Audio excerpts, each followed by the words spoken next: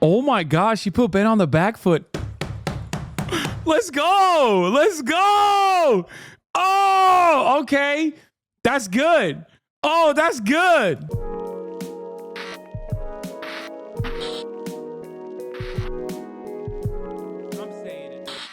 In this country right now, 300. Uh-oh. Jubilee done did it again.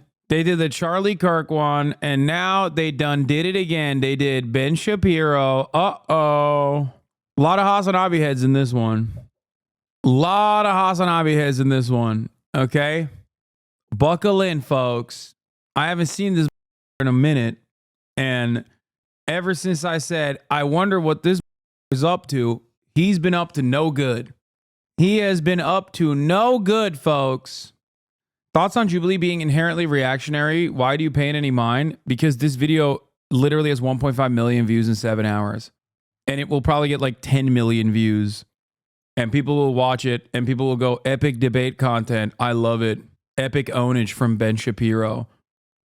100,000 minors. We have no idea where they are. Oh, that is nonsense. That is not nonsense. No, it is. They are not lost. They're released to their sponsors who have to go through background checks. You have no idea what you're talking about. They don't. You think 300,000 minors are lost in America? Are you crazy? I'm saying that.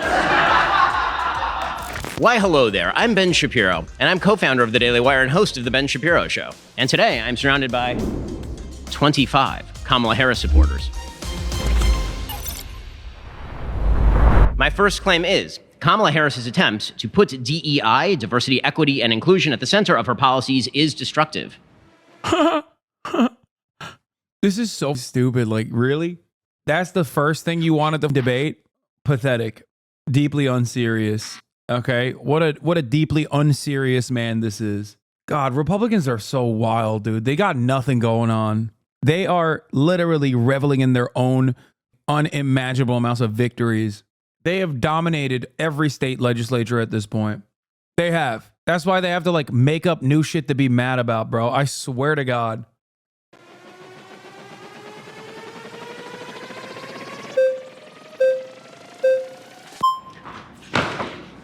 How's it going, dude? Good morning. Josh. Where do I get one of those hats?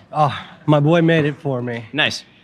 So yeah, first of all, we're standing on stolen indigenous Tongva land, right? This is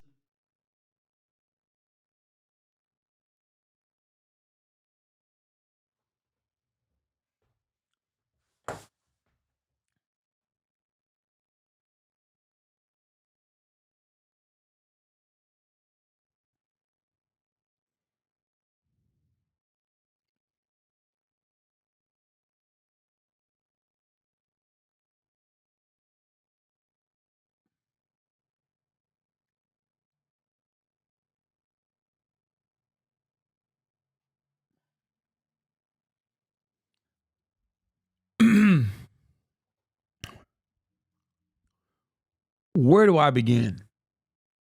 So, land acknowledgements are the hollowest, shallowest thing that you can do.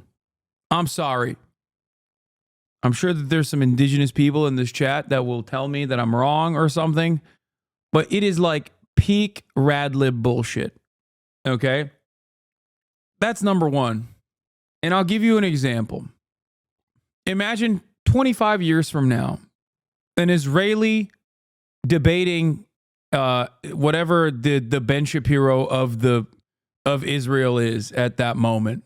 And he starts off this by saying, we are having this debate on stolen Palestinian land, on top of what was once known as the Jubilee refugee camp. How does that make you feel? Does that right the wrongs of the past? Does that do anything? Because the reason why I'm using this as an example is because it's happening right now, so you can get a better understanding, a better sense of what the is going on.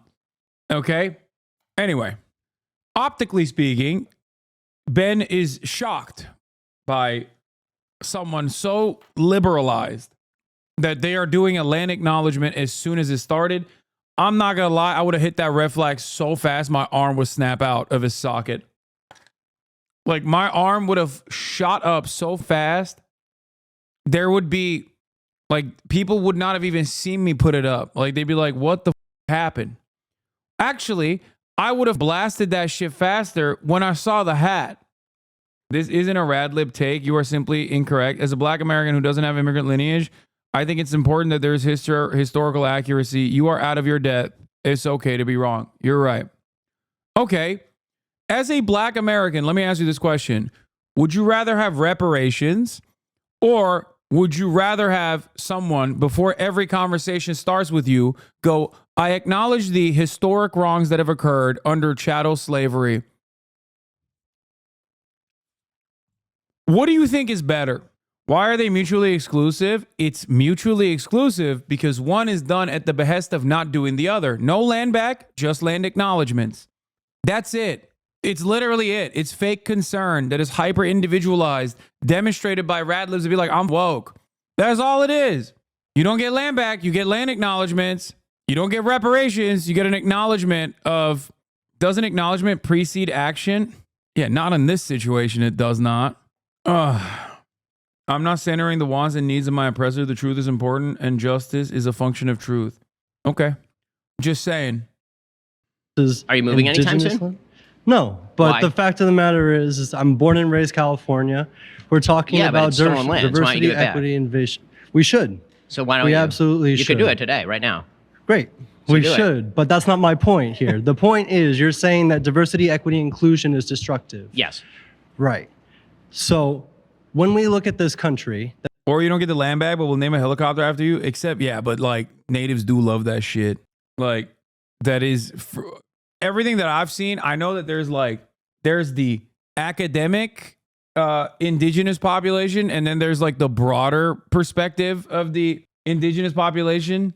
And like, while the academic indigenous population might have an issue with like utilizing like former tribes that were ethnically cleansed or their weapons as in terms of like naming the American military's weapons, that from what I understand, the broader population loves that shit. Okay. And what you hear, especially in a community like this one, is going to be very different than like, it's also the same principle behind like using the term Indian rather than Native American. I don't do it because I'm white and I'm Turkish on top of that. So I'm not even like, fully, I mean, I'm a Turkish American, but like most Native Americans I talk to are, they say Indian. I won't, because I think it's still, you got to talk to your indigenous followers more. Okay. I think that my indigenous followers are in the minority overall, is what I'm saying. I don't think it's the same as like land acknowledgements though. That is built off the backs of slavery and white supremacy, taking the lead, building the roots and foundations of everything that you know and believe today. It's ironic to see a black and Indian woman who's rising up to the occasion against society, pushing them down. And this isn't just the fact that they're black and Indian and a woman. It's the fact that can you give me an example of how society pushed Kamala Harris down, please? The demographic of people is what I'm talking about. Well, yeah, but you suggested that Kamala Harris is being pushed down by society. I'm not suggesting that, no. I mean, that's so okay, my boss, point is saying that... I'm sorry, you've been voted out by the majority. Please return to your seat. Good to meet you.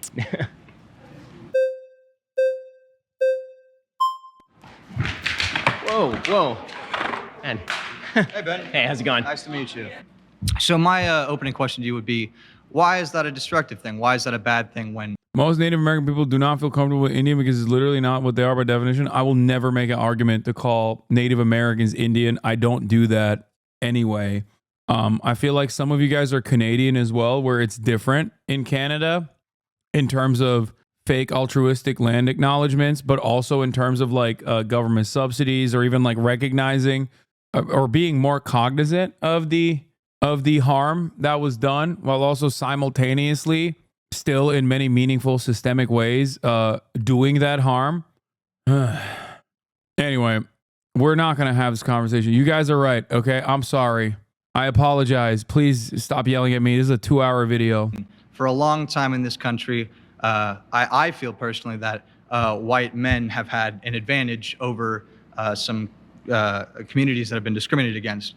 So why would you say that that is a destructive thing and not, maybe making up for lost time? Sure. So let me explain what I mean by diversity, equity, and inclusion. So the basic theory of diversity, equity, and inclusion is spelled out by people like Richard Delgado, who's sort of one of the founders of, for example, critical race theory, is that essentially disparities equal discrimination. That if you see any disparity between one group in the United States and another Dude, that's not true. I'm an enrolled member, and when I'm doing rifle education, I'm Indian. But when I talk in front of a council, I'm First Nation. But in reality, Anishinaabe, please, is liberal shit. See, when someone says First Nation, I'm like, that's a Canadian right there. That's someone living on occupied Canadian soil. Canadians say First Nation.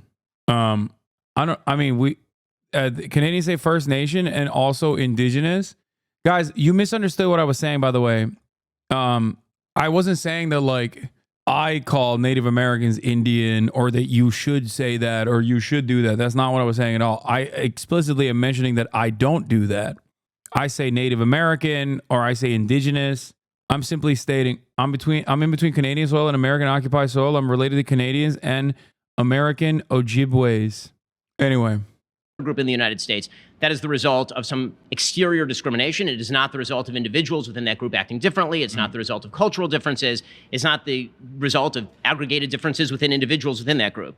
And that to me is a failure of logic. It also is destructive in that it separates group from group, particularly in the United States, on the basis of race, which is not the best way of actually bringing Americans together or forming policy that is the best for all Americans. Do you think there's room for nuance, perhaps, though? Like, yeah, maybe not everybody, but there certainly has been a large sect of people that has had it harder because of the color of their skin or their sexuality or their gender identity. Could you acknowledge that maybe there's, a middle ground there where... I hate this. I don't care about this.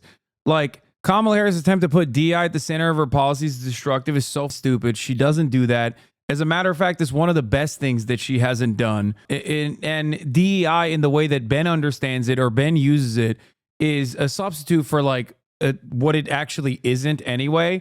Like he wants to say identity politics. Just say identity politics, which Kamala Harris doesn't do anyway. I hate this argument. I hate this entire conversation. It's so stupid. It's so unproductive. Okay? Yeah, her only DEI is she putting a Republican in her cabinet. Exactly. It's just like I want to even skip this topic even though they spent 22 minutes on it. Jesus Christ. I'm certain that this will also be a false premise. Kamala Harris's extreme pro-abortion stance is morally indefensible. Let's go. This is good. Now we're getting to the good shit. This DEI nonsense, okay? Dean does really good on it. Oh, I heard she ate, by the way. That's the Hasanabi head. She was at the USC meetup. Yeah, like a jackrabbit. Thank you, guys. I appreciate that.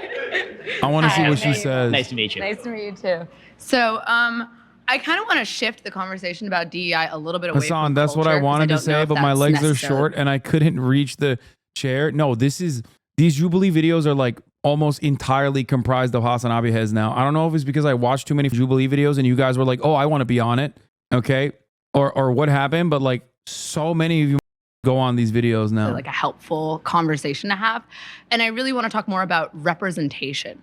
So 1 in 5 Americans currently is Hispanic. This country, like it or not, is not a homogenous country. We are a very diverse country. Do you not think that our legislators should be representative of the overall population? I don't see a way that you can have a quote unquote representative legislature with 435 members of Congress in a country of 340 million people, because you can divvy that up however you want. It's not by race. You could do it by sex. You could do it by gender. You can do it by sexual orientation. How exactly do you decide what is quote unquote the representative group? And also, I don't believe that individuals ought to be represented based. Here's how you do it. Abolish gerrymandering and stop redistricting. That's literally one of the easiest ways you could do that. Okay. Number one, why is it that black and brown people are always seemingly not in areas where they are statistically viable to make a change in terms of who they vote for? Why do they all get shoved into one district and then the remainder is like packaged into multiple other districts where they cannot actually swing an election? Perhaps that's one of those ways that the, demographic representation does not play itself out in Congress. Now, of course, Ben knows that, right? Ben knows that already. He knows that shit. He is taking that shit for granted. This is something that I need you guys to understand. Ben is very good at taking advantage of the oppressive structures that we all take for granted. We don't even think about it, okay? That's it. That's how he does it. He can always point to, oh, well, how difficult would this be? Hoping that the other person on the other side doesn't know enough to be like, well, one way that this doesn't play itself out is obviously through redistricting, which to Ben, he would immediately go, well, Democrats do it too. And it's like, okay, that's fine. Democrats shouldn't be able to do it either. You know what I mean? Based on group identity. So, for example, I'm Jewish. Jews are actually overrepresented in Congress. I don't think that we ought to decide exactly how many people in Congress are Jewish based on the Jewish population of the country. I think that's actually a pretty silly way to do representation. Well, we don't have to do it systematically, but fundamentally, there is an issue with the fact that we are not fully represented. Like, the entire population is not represented. I mean, we have that's not never true. had a black female president.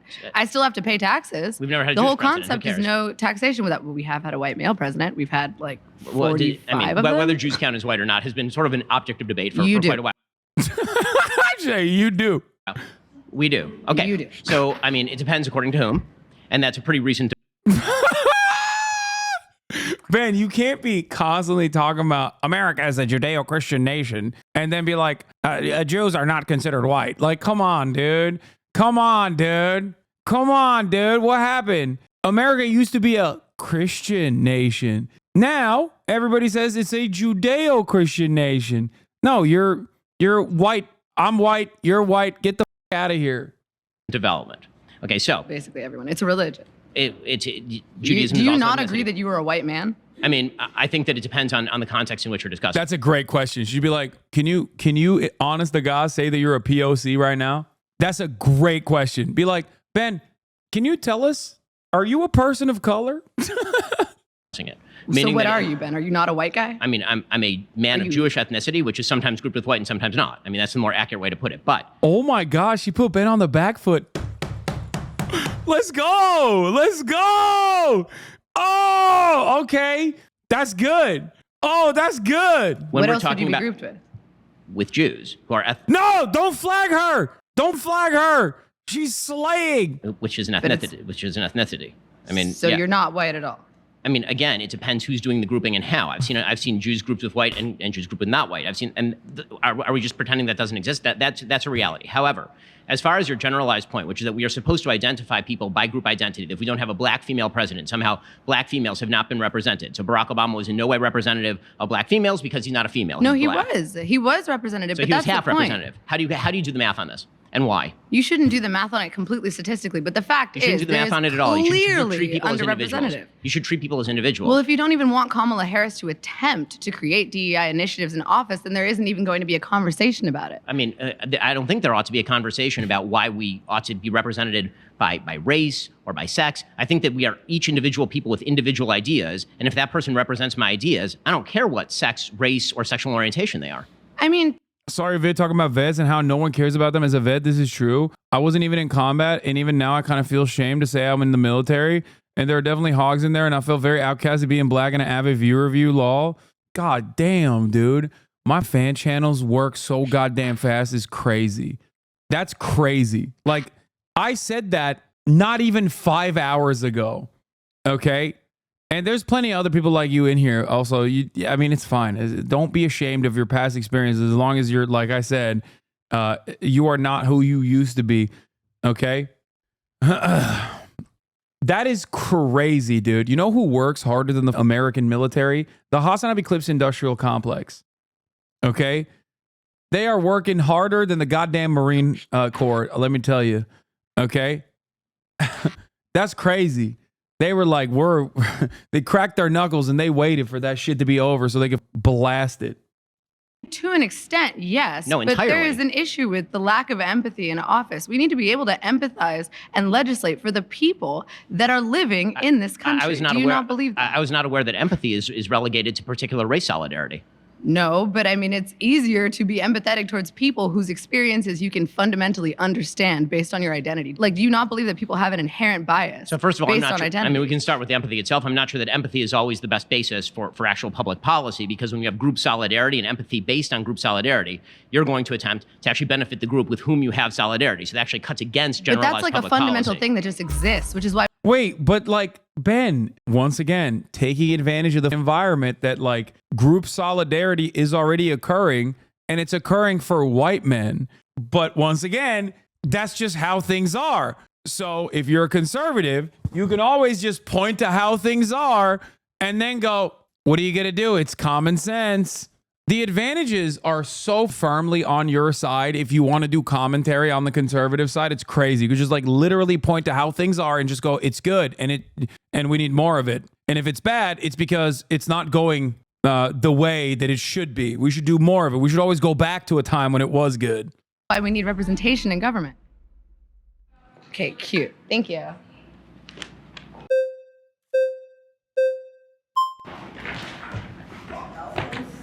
Wow, he got it this time. All right, nice. Good to see you. How are you doing? Doing all right. How are you, Ben? You know, it's been a All right, liberal Spider-Man. Let's see what you got today. I hope he cooks his ass, dude. Yeah, it's a little bit of like an interesting setting being surrounded by 20 people that disagree with you. I mean, the truth is I grew up in LA and then I went to law school in Cambridge. So, So I'm you're a a lot little more used to it. than It's 20. not, yeah. Yeah, why don't you say he went to law school at Cambridge? Yeah, you went to Harvard, dog. Just say it. What's so embarrassing about that? Anyways, let's talk about DEI. Do you think that Trump should have won 2016? I'll wrap it in. It's conceptually relevant. I'll demonstrate the relevance. Okay, sounds good. By what measure? Do I think he did win or do I think he should have won? Do you think he should have won? I mean, yes, I'm happy that he won. If the question is, am I happy that he won? I'm happy that he won. Okay. Well, I'd say that Trump won 2016 because By the way, I did not vote for either candidate in 2016. That's a decision made in retrospect. Awesome. So I think that Trump won 2016 because of a modality of DEI. Essentially, what I'd say is the Electoral College, right, strives for inclusion of smaller states with lower populations by overrepresenting them in the overall vote. I love this argument so much. It's so dumb, but it very quickly gets to the heart of how silly the DEI shit is. The Electoral College's DEI is the best. Was it him or was it the other white debate kid on TikTok that first cooked that shit up? When I heard it the first time, I was like, damn, that's you're chefing. Okay. Excellent. I don't know which one of them came up with it, but great one. Great bar. Okay. Like you could correct me if I'm wrong, or the Sand fact checkers can. I'm pretty sure that over the last 25 to 30 years, Republicans have won the presidency given the Electoral College, not given the overall popular vote. So if you're against DEI, if you don't want inclusion on the basis of race, inclusion on the basis of gender, or even what you're saying earlier, we could even say inclusion on the basis of class. Why do you want inclusion on the basis of population, rural areas, states, We should actually use a better in the example. Why don't you just ask if I Electoral believe in the U.S. Senate? College? Right? The U.S. is a better Senate, this would example. also apply to the U.S. Senate. Right. Okay. So let's use the U.S. Senate because the U.S. Senate is actually even It's the greatest deliberative body in the world. more unrepresentative of the general population than the Electoral College, which is at least a rough approximation. Yeah, if it wasn't for the U.S. Senate, we wouldn't care about states like Montana. It's like we don't. That's why it's a nuclear dump. Okay, that's why the nuclear silos are there. Okay, so that they could be the nuclear sponge. We don't. We literally don't. Don't act like you do. Shut the up. It'd just be funnier to hear you say that you shouldn't have voted for Trump in 2016. But we could talk about. I mean, that's a different subject, but yeah. I'm very happy that he won, even though I didn't vote for him. I mean, we can talk about Trump later. Yeah. We've already done a bit. I'm sure we'll do more. As far as the idea that every elected body has to be elected based on population as opposed to based on the area of geographic distribution or the states that actually pre-existed the federal government. Okay, the way that the Constitution of the United States was created was as a contract between sovereign states, which is one of the reasons why, for example, you have a United States Senate as opposed to just a House of Representatives. So is that a form of DEI? That seems like a stretch to me. What? The kind of DEI that I'm talking about specifically would be separating human beings based on inherent characteristics, like, for example, race, as opposed to suggesting that the United States Senate, which is obviously Oh, he doesn't like it. He doesn't like it when you use the Electoral College. He's like, no, I want DEI to be what I think it is. Okay? I want DEI to be what I think it is. You can't make the argument about diversity, equity, and inclusion for anything else. It just means black people. That's why I love this line of argumentation. It directly fits the bill, and it's just like it's like a good thing to just throw in the face of Republicans because they immediately have to turn around and be like, well, I think it's just black people. I'm saying black people when I say DEI.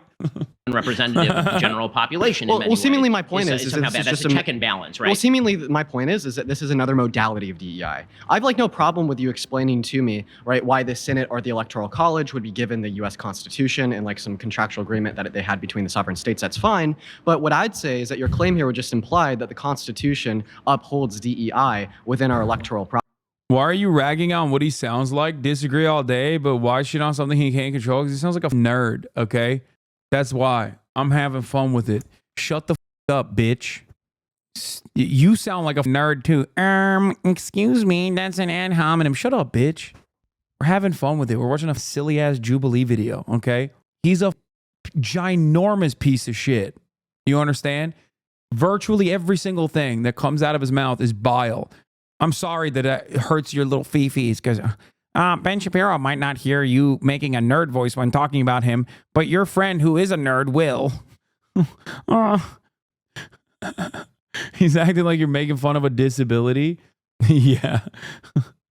Processes. If your claim is so, do you think that the Constitution upholds DEI in the sense of including smaller states with less representative populations? That is a true stretch of the meaning of DEI. But I get your point. I mean, if the idea is that the only thing that is not pure DEI in a democratic context would be sort of popularly represented votes, then I think you can make the case that basically you should get rid of every representative institution. We should go to a pure democracy because. Well, I'm not making a case for what we should replace it with. I'm making the case that it would uphold DEI. We could talk about what other systems should function in the case of the Electoral College or in the case of the Senate, but that's a completely different conversation than are these systems upholding DEI. So again, I think that you're definitionally stretching DEI. If DEI is the basic idea that all disparities equal discrimination and must be rectified by government interventionism, which is sort of the definition, then stretching that to mean the Electoral College seems like you're going pretty far afield to defend. No, he's not. No, he's not. He's using the appropriate language when he says the Electoral College or the Senate, if you want to talk about that, is a modality of diversity, equity, and inclusion. It is directly designed to create some sense of equity and inclusion from states that are significantly smaller. Okay? That's it. The problem here is that you either don't know what DEI means or you know exactly what it means, but you're using it in a different way because you're using it as a substitute for non-white, non-man, usually just a substitute for black. But in this case, Ben Shapiro is an equal opportunity hater for the most part. So maybe he means like non-white male. That's it. It's the same exact reason why we never say that like Tim Walz is a DEI pig. We never said Joe Biden is a DEI pig, right? They are. And a very broad concept as specifically badly applied. Wait, 1 second. I don't think that we need to say that DEI is equivalent to disparities equal discrimination. We could just see that DEI is like a qualm for disparities in general, right? And what we apply here in this certain modality when we're talking about the Electoral College, when we're talking about the Senate, is we're trying to qualm the disparities of the lack of population in rural areas. We're trying to qualm the disparities of smaller states compared to larger states. So and seemingly, you haven't really given me a response to this apart from calling it a stretch, but I do appreciate you for No, I mean, it seems to me like the argument that you're making is that in order for there to be calm and sort of conciliation inside the United States, particular racial groups have to be given particular benefits. Okay, Well, because that was the argument with regard to the states in the United States, right? When the Constitution was formed, the way that you came to an actual agreement in the Constitutional Convention is states were not going to sign on unless they got particular guarantees of the interests of those particular states, right? So if you're claiming that that's DEI, then the response that I Ben is literally saying, Ben just described the concept of equity and then said, and this is why it doesn't fit the bill of DEI. would have is right, because that's how you have to come to an agreement. So if you're going to make the parallel argument with regard to DEI in, for example, the racial context, you then have to make the case that the only way that you can have conciliation in the United States is for particular racial groups to be given specific racial benefits, and otherwise the country is going to split apart, which is an argument with which I generally disagree, even if I agreed with the way the Constitution was formed. Yeah, so I mean, I don't see like your parallel here, right? I think that DEI could exist in multiple modalities. My argument in a nutshell is nothing more than the fact that he's saying DEI means give black people benefits is so slimy. Yeah, that's the problem. That's the problem. Ben keeps not saying the quiet part out loud, but pointing to it that DEI means black person. Okay, the fundamental disagreement here between Timothy Chalamet, woke Timothy Charlemagne, and Ben Shapiro is that technically, the Electoral College, something that Ben would defend, or the way that the Senate is structured, another thing that Ben would defend, is built on the principles of diversity, equity, and inclusion. Ben is constantly going back to the argument that, like, nah, it just means black people. But without openly saying it like that, because he would openly say it like that, then you would realize, like, he's a racist piece of shit. He's a racist piece of shit who avoids certain realities, like you avoid the top of the hour ad break, by subscribing. That is Tom Holland, woke Spider-Man. He could be Libethy Chalamet. I don't know. We're being anti-white racist right here. Here's the 3-minute ad break now, by the way. Punkcushion, thank you for the 10 gifted subs. We see disparities existing in rural areas compared to metropolitan areas. We see disparities existing in the size of a state and its overall population. And you're qualming these. And you're Right. Can't tell if you like this kid or not. No, I do like him. I like him. I think he's a little bit too libbed up, and I hope that he doesn't fall full tilt debate lord. I mean, he is doing that right now, but I think that what's his take on Palestine? I don't know.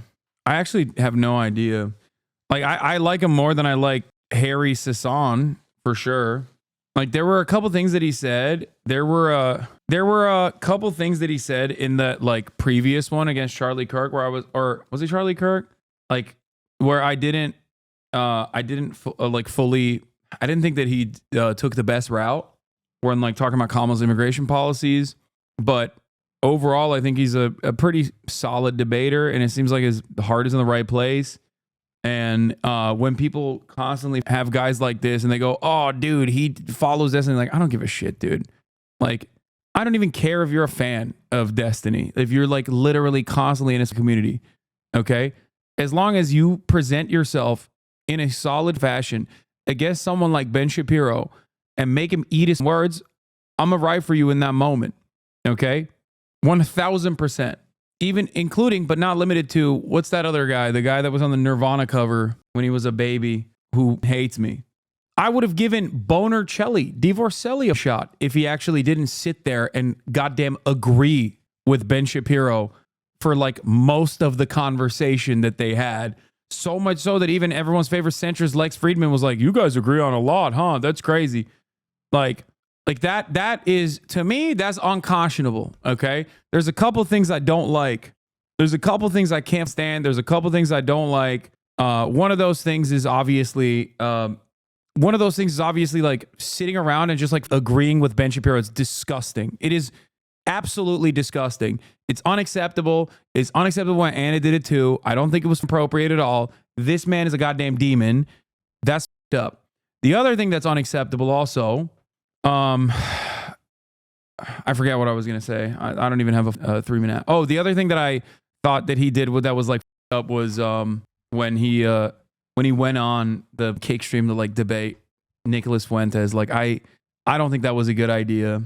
There is no reason whatsoever, even though his platform is not that big overall and it's more beneficial for him, even though his platform is not that big and it was somewhat beneficial for him to present himself in front of a Nazi.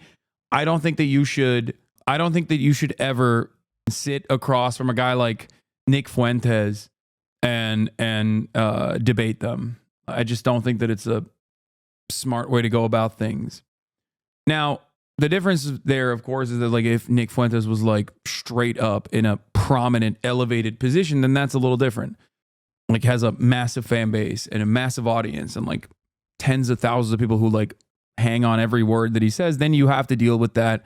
But everything that you do leading up to that is basically giving him an additional platform, having him over or going out and getting chicken and waffles with him and inviting him to your home. These are all things that you should never do, especially when he had no motion, no juice whatsoever. When you do that, or when you bring him on to other podcasts, you put him to the podcast circuit, you are giving him clout, which is insane. I'm not saying that Dean did that, by the way. There's another person that did say that or did do that. but the whereas DEI losing the DEI response to resolving that would these, not be- like through like an over representation. And the DEI and I response- understand that your argument is, but my single-handed point here is that you would say in some sense that this is a reconciliation to introduce more not diversity, inclusion in the sense of a state to state in their population. I mean, so if you make the concession that this is DEI, would you say in the same sense that we shouldn't have I don't make other the concession DEI that falls practices? within the definition of DEI that I've used. And if your claim is that I'm now in favor of, for example, subsidies to rural areas at the expense of urban areas, I'm not actually. So do you in think favor that of DEI would only fundamentally. apply in the context of race? No, it could apply in the context of class. It could apply. Okay, in the if context it could of apply in the identity, context of race, identity. class, and identity, why can't it apply in the context of a state's population and their representation in our government? I mean, if they were to receive special bennies at the expense of other members of the population, They on the are. basis of state They are. population- Wait, yeah. What do you mean? You're allocating political capital directly to a state that it does not. You're allocating political power to a state not by the virtue of anything, but simply existing as a state. What the f does he mean? Wait, what does he mean by bennies? Is he a gonk? Oh, benefits. Isn't bennies like cyberpunk money? Oh no, that was Eddie's. And One Piece currency is berries. So I guess no one has. There isn't. What the f did you say? Gonk. Is he a gonk or a choom?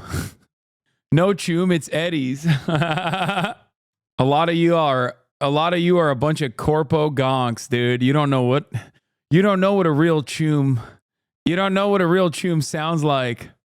I'm speaking cyberpunk speak. I'm gonna have a Johnny Silverhand moment. All of the words that I'm using right now that you don't understand is from a famous video game called Cyberpunk 2077. It was a very it was a board game with a cult-like following that turned into a fantastic video game that I very much enjoyed with a immersive, massive environment set in a future libertarian dystopia by CD Projekt Red.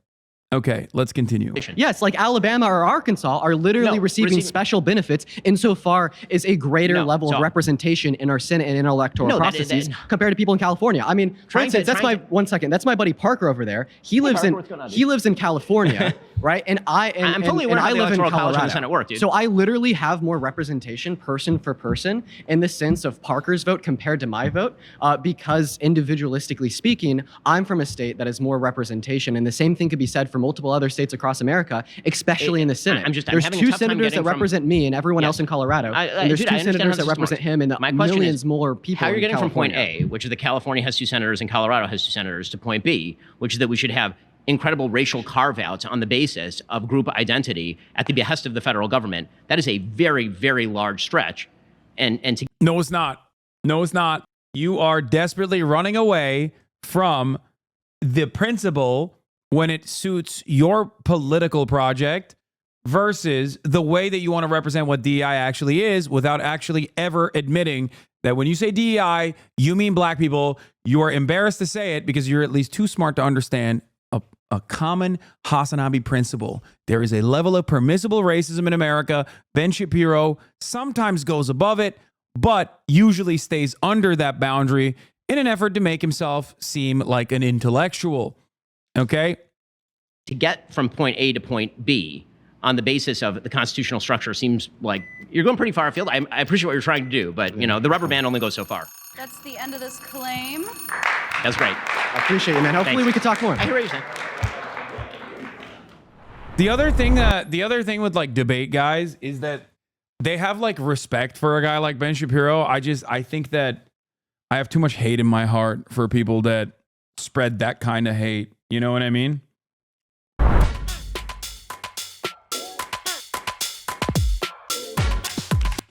Next claim is that Kamala Harris's extreme pro-abortion stance is morally indefensible. What's going on, dude? Meet you, man. Hey, good to meet you. Okay, so I just want to clarify the claim because sure. okay, so the claim that I'm making about What is up with this hat, my man? What's up with the dudes wearing like crazy shit to this? Kamala Harris, let's first say like what I believe her position to be. Okay, so she has not stated any abortion law that she would not veto. right? So the Partial Birth Abortion Ban Act, for example, or late-term abortion bans, she would presumably veto that as President of the United States. That's the position that I'm taking in this particular prompt. Okay, so that is the position that I find morally indefensible. Okay, so again, I'm a very, very pro-life person, but I can see at least the sort of nuanced arguments that some people on the left try to make about abortion, even if I disagree with those arguments. The argument that she's making, which is effectively abortion until birth should be in no way regulated, I find that to be morally indefensible. Bro, you say to yourself, there's a lot of Hasanabi heads. I don't know. My understanding right now is that a majority of Democrats would not support abortion through birth. My understanding is the more popular position. I don't think any state lets you go through birth. I don't think this man is a Hasanabi head. I think this is a fallen Hasanabi head. Maybe a former Hasanabi head. Maybe I'm off on that. Maybe there's a couple. California and New York, actually. Okay, understood. But yeah, I think the key claim is basically, I think most Democrats would want abortion within the first few weeks prior to the development of my personal moral starting point of life is that the mind is the seat of consciousness. The brain is is where your self is. If you replace your heart, you have a robo heart, you're chilling. If you replace your brain, you're a different person, you're dead. And I think that when that brain first starts to develop, that's sort of where I see the beginning of life and where the fetus gets their first moral consideration. Would you agree that abortion before that point is tolerable? No, I don't agree with that. But again, quick question, just as far as defining the positions. Yeah. So would you agree that late-term abortion is indefensible? Yeah, I would.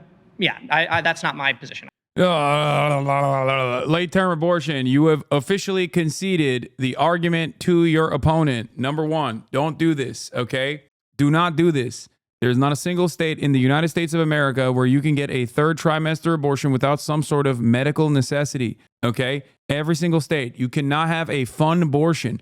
A late-term abortion implies that someone is going out there and just getting an abortion for the fuck of it, okay? That's not how this works.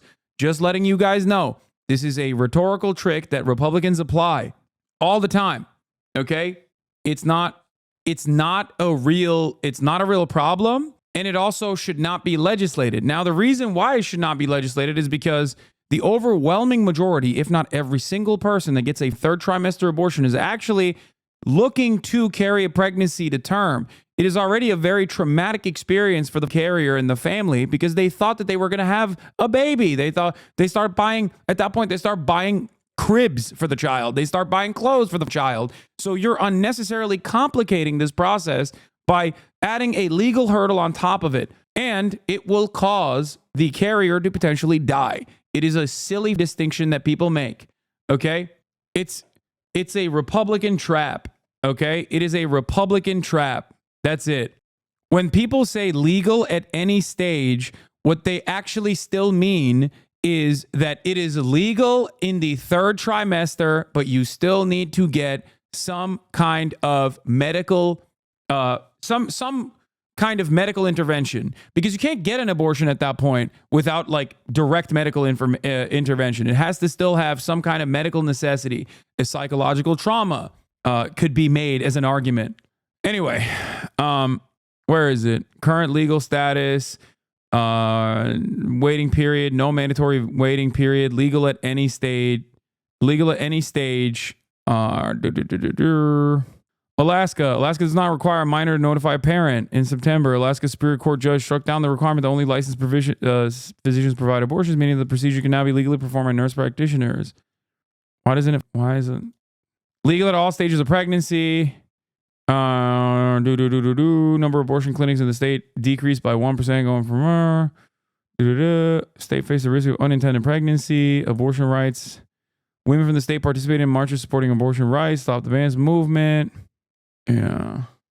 If the woman really didn't want the baby, don't you think they would have aborted it earlier? Exactly. It is a stupid argument. Why the would someone carry a pregnancy to? Why the was somebody carry a pregnancy to 6 months? The only hyper limited circumstances, like so unimaginably marginal, is if someone found out that they were pregnant too late and they were not able to get an abortion earlier than the 6-month barrier. Okay? That's it. That is the only case. And even then, you can absolutely make an argument that this is to save the carrier. After all, abortions can still be deadly in the United States of America. As a matter of fact, much worse mortality rates than any other OECD nation. I think we're like in the bottom. Anyway, too fat to know they're pregnant. No, that's not how that goes, man. Not all pregnancies are the same. Why don't Kamala say that instead of saying we hate third trimester abortions? Because people have a hard time describing this shit. For the record, it's really stupid, and it is a ridiculous. It's a ridiculous argument. It's a ridiculous argument to present. They're just trying to find like something that sounds not so right. The entire process for the Republicans is to make it seem like women are being sluts and around, and then they just like want to get an abortion because they were just like, again, around and being slutty, and they need to be punished by carrying a pregnancy to term. And they want to do it at the last second for fun. It's so stupid. It doesn't make sense. It literally is not a thing that happens.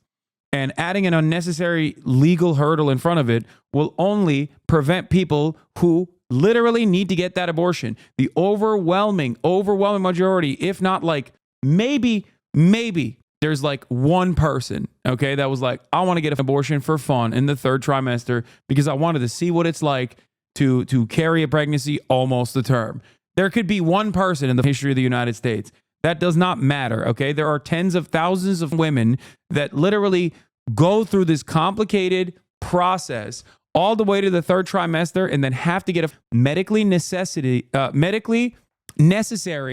third trimester abortion, which is a tremendous medical intervention, by the way. It's basically like, you know, where you are chopping up the mother a little bit and the fetus too. And it is a devastating process. So it's ridiculous that these guys want to shut that off because they have invented a person that is going to go and do it for fun. Okay? Arizona is legal up to the 15th week of pregnancy. Patients must meet a physician at least 24 hours before the procedure, and a licensed physician must perform the procedure. Minors under the age of 18 must receive parental consent. Total abortion ban was passed in Arizona territory. That was a famous one. Anyway, did you already react to the Ben Shapiro Jubilee video, my king? I'm currently in the process of reacting to it. I just wanted to briefly mention that the concept of third trimester abortions are no different than like any sort of abortion restriction at any other stage. Once people realize that it's stupid, once people realize that framing is stupid, you can have a better, more productive conversation. Okay, so you actually agree with me on the prompt. Okay, so now we get into the broader abortion conversation. That's fine. I mean, no worries. That's totally cool. So yes, no. Do you feel like a majority of Democrats support through like the moment before birth? A majority of Democrats have not supported any abortion legislation on the federal level in my entire lifetime, nor do I suppose that they will. So if there were to be a consensus 15-week abortion ban, for example, which is about the status in Europe, I would assume that virtually all Democrats would vote against that 15-week abortion ban. Mm-hmm. So well, you know, I may agree with your more moderate position, or at least use that as a starting point. Mm-hmm. That is certainly not where the Democratic Party historically has been, nor is it where the Democratic Party is right now. Awesome, understood. And just to understand where you begin your moral consideration for a fetus. Oh, where I consider? Yeah. No, this guy's not a Hasanabi head. He's just trying to have a philosophical conversation with Ben. There ain't no way, dude. It's a dumb, unproductive way to talk to a charlatan, okay? Ben Shapiro is not a serious person. Ben Shapiro is literally a professional debater, okay? His job is to package his ideas in as short of a period of time as possible. You're never going to be able to have this long, convoluted conversation about the morality or whatever. Even though Ben presented the argument as Kamala Harris's extreme pro-abortion stance is morally indefensible, don't concede to the framing of your opponent, ever. At conception. Mm-hmm. Right. So I believe in life, that life begins at conception. You now have a human being with potential, not a potential human being. And then the question is exactly what the moral value of that human being is. Once you acknowledge that there is, in fact, a countervailing interest to, for example, a woman's quote unquote right to choose, once you acknowledge there's an independent interest. Sure. Thank you so much for your time, Ben. Hasan, why did you wipe your Discord? I was having fun hating on Jews. That's great, man.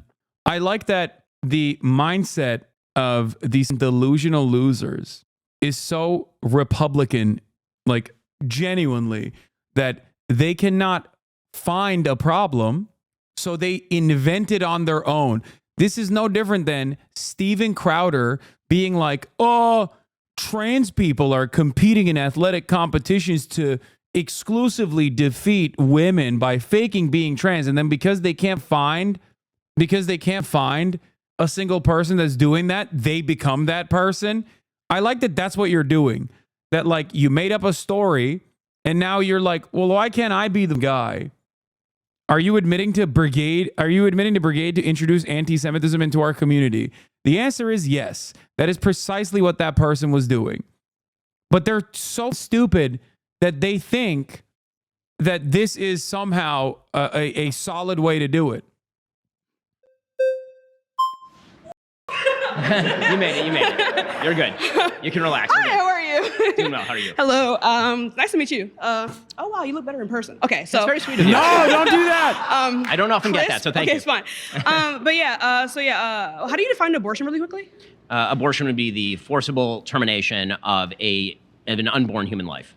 Yes, but like, why do you hold that definition? Like, would you not assume like something like a C-section would be considered an abortion?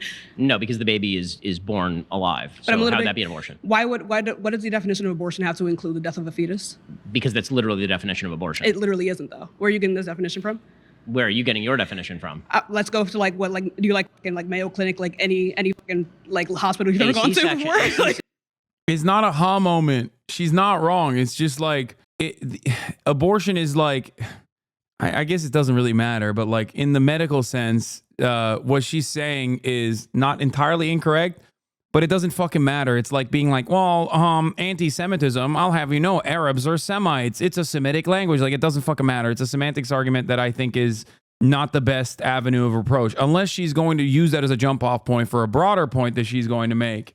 A C-section ends with the birth of the child. right, but I know, but abortion, both I and all three of my siblings were but born abortion via generally. C-section. Yeah, I understand this. I'm here. I'm talking to you. I know, baby. Thus I was not aborted. I understand this, but like yes, but like no. Well, yes, but like no. But no. You could simply say that abortion is simply the ending of a pregnancy, right? Did you really nuke your whole Discord server? No. Also, I have no control over my own Discord anyway. I have no idea.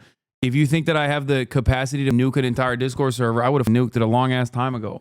What is happening? What is this Discord now? Is this a new talking point? Is that what's going on? This is what we've moved on to. I like that because you can't find anything that isn't clip chimped into oblivion that I have said that I personally believe that you have issue with, that we have now decided we're going to move on from that to random people are being anti-Semitic to me online on Twitter. And even if they don't follow Hasan, it still doesn't matter. It's still his fault. Good luck, dude. I'm sure you will be able to find a goalpost that you're going to arrive at, that you don't have to move on. Okay? That you don't have to motorize as much. So the ending of a pregnancy outside of the natural can't say that. Birth of a fetus. So No, I don't see that. that's- I don't see why you would say that like it would have to end in the death of a fetus, which is why I'm pro-abortion all 9 months, right?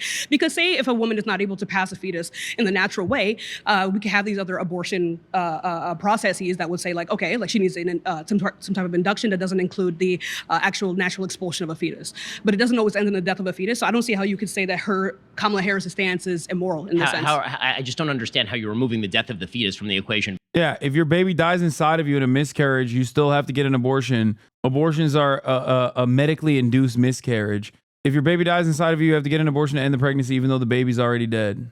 About abortion. That's literally the entire moral issue. You and I would not even be arguing if we were talking about C-sections or about natural birth. But it seems like at its core, though, we disagree on what the inherent definition of abortion is. You could leave away. We could very easily solve this. Let's just not talk about the word abortion. Let's talk about the forcible termination of a baby. Okay. So then, what do you value in the fetus then? The life of the fetus. Okay. So then, when is this? You said it begins at conception. Yes. And why is that? Because that is Okay, this has been two debates, like two debaters so far, and I feel like they haven't been able to. They really think you have they really think you know how to do anything in your Discord. Okay, why are you guys making fun of me? Yeah, I don't know how to do it. Okay, suck my dick. Shut up, bitch. is literally the biological definition of when an independent life Yes, begins. but like, why does it have moral value? It has moral value because We wipe the Discord every year to keep things manageable. It's also funny they keep saying we're anti-Semitic in this Discord when we literally nuke their account from the server as soon as someone says anything anti-Semitic. Yeah, I know. It's not something that is acceptable in this community. It never has been, and it never will be. You can cry about it all day, every day. Okay, suck my dick. because that's literally the biological definition of when a human life begins. Right, but like, why does that have moral value though? Okay, why does any life have moral value? I would value sentience. But why? Right, because Based on what? This is simply what we value, like you and I value. Like, is it okay to like unplug like a brain dead patient, for example? I mean, the question is whether it's okay to unplug a brain dead patient. Actually, quite a controversial one in sort of religious circles. But as far as why, I'm just wondering if somebody's in a coma and you know they're going to wake up, do you have the right to unplug them? Coma's not brain dead though. We know that there's future sentience there. Like, it would be like a matter of like a construct of like past, future. Like, I'm sorry, past, present, or future sentience. But like a person in a coma has. I agree, and guess what? Fetuses also have guaranteed future sentience. Well, no, because you're only valuing. Oh my God. Why are we doing this? Guys, you can literally be pro-life in your own mind and still be pro-choice. Okay. Why? One must ask the question, why? Many Americans are. How is that possible? It's because being pro-choice is saying that the government should not interfere in this medical intervention. That should be kept between a patient and their medical professional. What the is this conversation? You might have a disagreement with people taking diabetes medication. That doesn't make any sense. If you were to run around and be like, I'm sorry, I think if you have diabetes, you should die. You should not be able to get insulin because I don't feel like it, because I feel like you made personal choices that caused you to get diabetes later on because you ate too much or some shit. Not talking about diabetes that you get from from childbirth, but like diabetes that you got later on in your life. So you have to die now because I feel like you made this mistake. That's an idiotic argument to make. That is the argument that they keep making for abortion. That's it. That's it. That is the only thing you need to talk about. How can we regulate this? Okay? There is a reason why this is such a deeply unpopular thing in the United States of America after the Supreme Court, with the Trump appointments, decided to strike down Roe v. Wade after lying about it. Okay? After saying that it was a super precedent, that they would never touch it. Okay? Oh. The morality of the fetus or the sentience has no bearing in this conversation, okay? One half of the conjunct. That's not, right? So it would be past, present, or now future. You're changing the topic. I mean, we started with what's the value of the fetus. Thank you so much. Thanks a lot. Whoa! Like, I don't even think you should do the violinist problem, okay? I don't even think you should do the violinist problem. There is no reason to have long, convoluted, philosophical arguments, especially with the likes of Ben Shapiro, okay? No, you shouldn't even make the violinist argument, okay?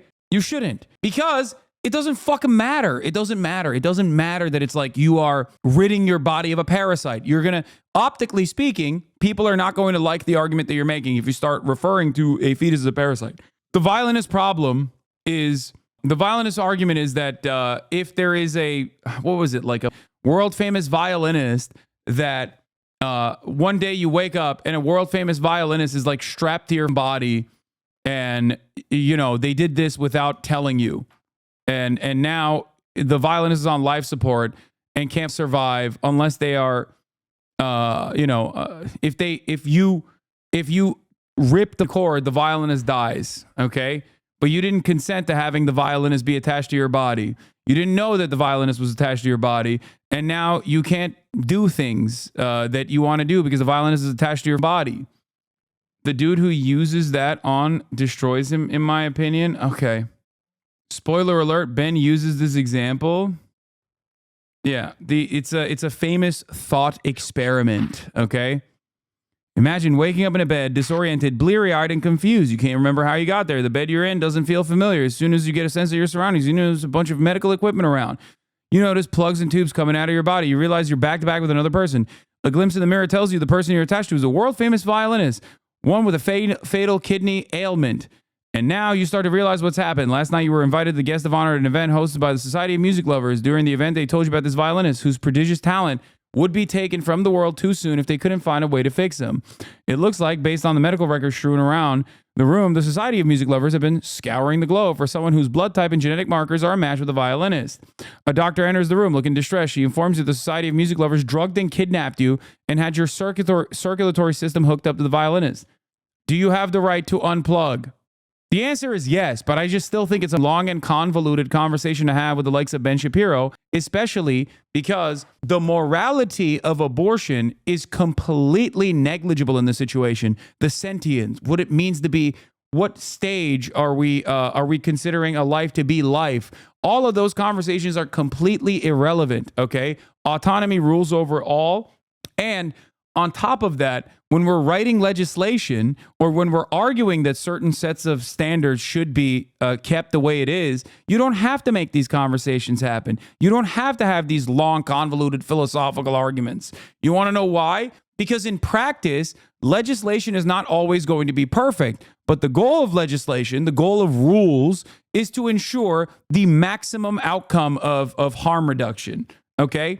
When you start making rules about like what kind of abortion should be stopped, you all of a sudden, and I gave you this example in the third trimester situation, you all of a sudden start creating unnecessary complications that end up hurting real existing alive people, okay? And that's unacceptable. It's supposed to be completely unacceptable.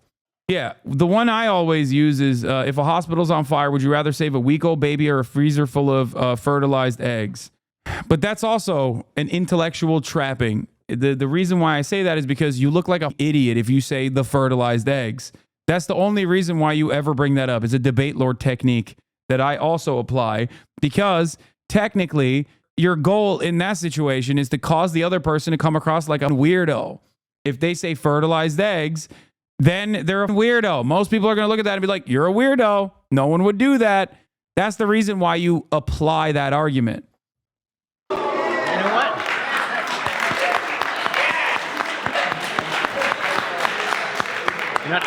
Just for, honest to God, just for that, That's the thing. They view potential humans the same as actual humans. No, they don't. That's the entire point of this conversation. And that's precisely the reason why they make medical exceptions in the cases of incestuous rape or in the cases of rape in general, even though technically that's a bullshit exception anyway, because the legal process to figure out if rape even occurred or not, already pretty up with our massive backlog of untested rape kits, is going to greatly be longer than the carrying the pregnancy to term to begin with. So it's bullshit. All of it is bullshit. Okay, it's bullshit. That's why you cannot legislate this stuff. You cannot restrict this stuff. Anyway.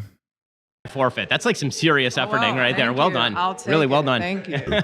Yeah. So on the topic of abortion, I think we have a big focus on the moral aspects of abortion. They say they view them the same, but they genuinely don't. That's how that's how that argument catches them off guard. Yes, exactly. The fertilized eggs versus the baby argument is to expose that you don't believe that it's murder and a life is a life. Okay, you don't actually believe fertilized eggs are a life. That's it. If you did, you would not have any medical exemptions. You would not allow any abortions to happen, even if it was a rape child, even if it was a child that was giving birth because they were raped as a child. Okay? You wouldn't. Technically, Alabama and other states that have like no exceptions whatsoever are actually more honest about their barbarity. Okay?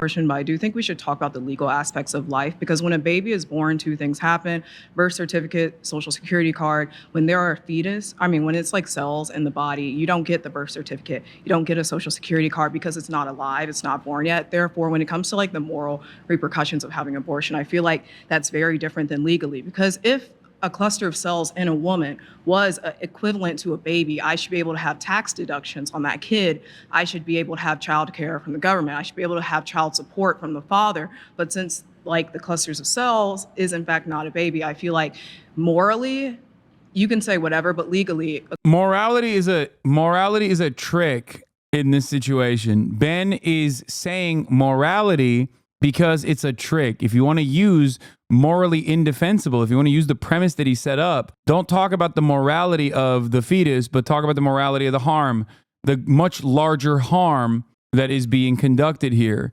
when you enforce this insane restriction upon an entire population of people. The clusters of cells is not like so sort alive. of hiding behind the legal positivist position, I think, to shield against the morality. Yeah, hiding behind the legal positive disposition. Shut the up. What do you mean? That's what you're talking about. Okay, that is what you're talking about. It's morally indefensible is just seasoning that you're adding to the conversation. here is a problem, and I'll tell you why. So when it comes to, first of all, don't threaten me with a good time. I'm perfectly happy to have people pay paternity for children that are currently in utero. Like that's fine with me. In fact, I think that'd be quite good. I think it would incentivize fathers to stay with the mothers and actually be more responsible. But if we're talking about legal status, there are plenty of people in the United States, for example, who don't have legal status right now, who don't have a social security card, for example, in the United States. Obviously, we can't kill them. They're legal immigrants. We shouldn't murder them. There are lots of people in the legal status does not, in fact, equate to moral status in any sense of the term. I mean, that it's true, for example, that children can't vote and don't actually have control over any of their. Oh, okay. Just the only question you have to ask is like, do you believe life begins at conception? He's going to say yes. Then you're going to say, okay, that's the reason why you want abortions, correct? He's going to say yes, because all abortions are murder. He's going to say yes. Then you're going to say, do you not believe that there should be exceptions for rape, incestuous rape, and the like? Would you force a 12-year-old, would you force your own daughter to carry a pregnancy to term by force, even if it was a product of incestuous rape? If he says yes, he looks like a clown ass anyway. You basically optically won the argument. Okay? You basically optically won the argument. Then you can start talking about how insane that is. Charlie Kirk did say yes to that. I remember. Okay? I remember.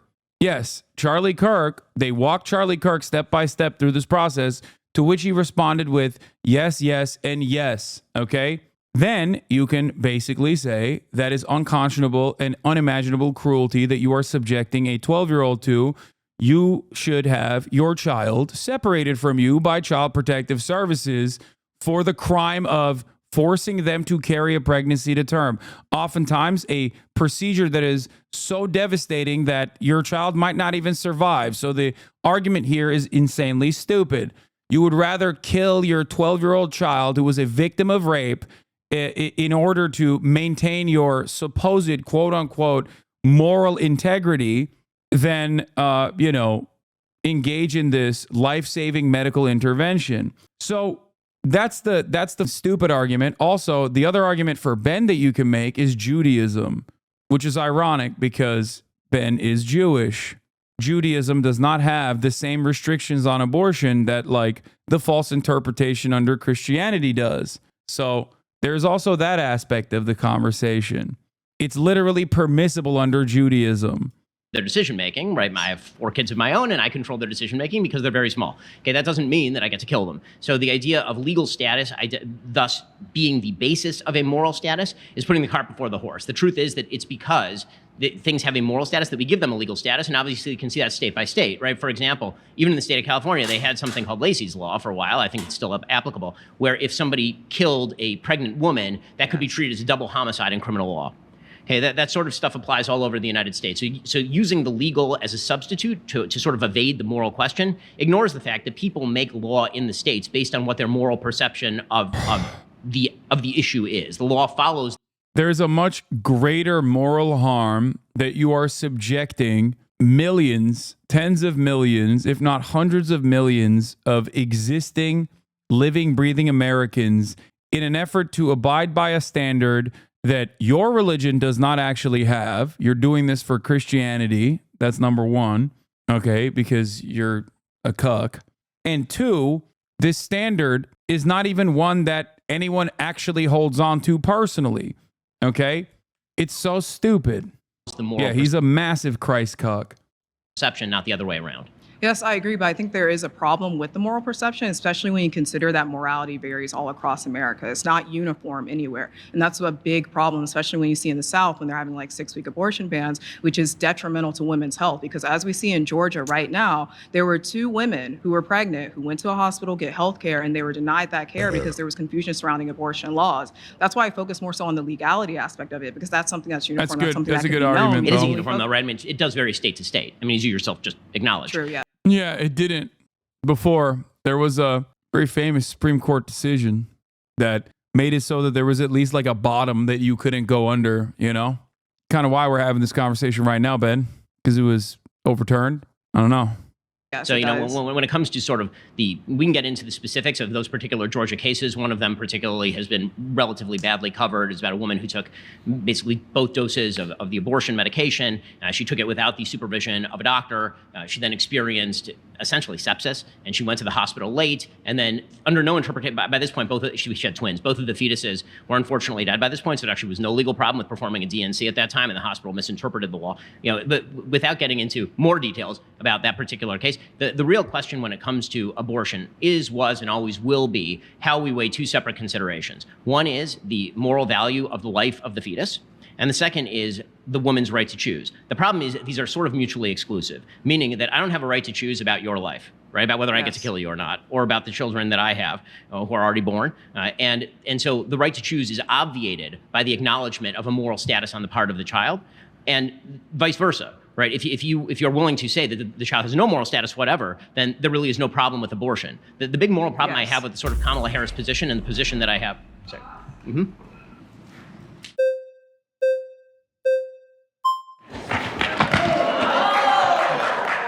I think I got the judges over here. All right. Hey, nice to meet you, man. Plus, I'll see you again later, dude. All right. Yeah. Nice to meet you. Nice Hey, to meet Cam. You.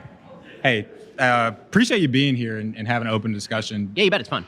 Let's say that just hypothetically, right? Baby's born. Mm-hmm. Baby, mama can't. It's me, Olalade in LA. What is happening? Are you in the video? Is that what it is? Why do you keep saying in LA, Koreatown? Feed the baby. She's not breastfeeding. Baby dies.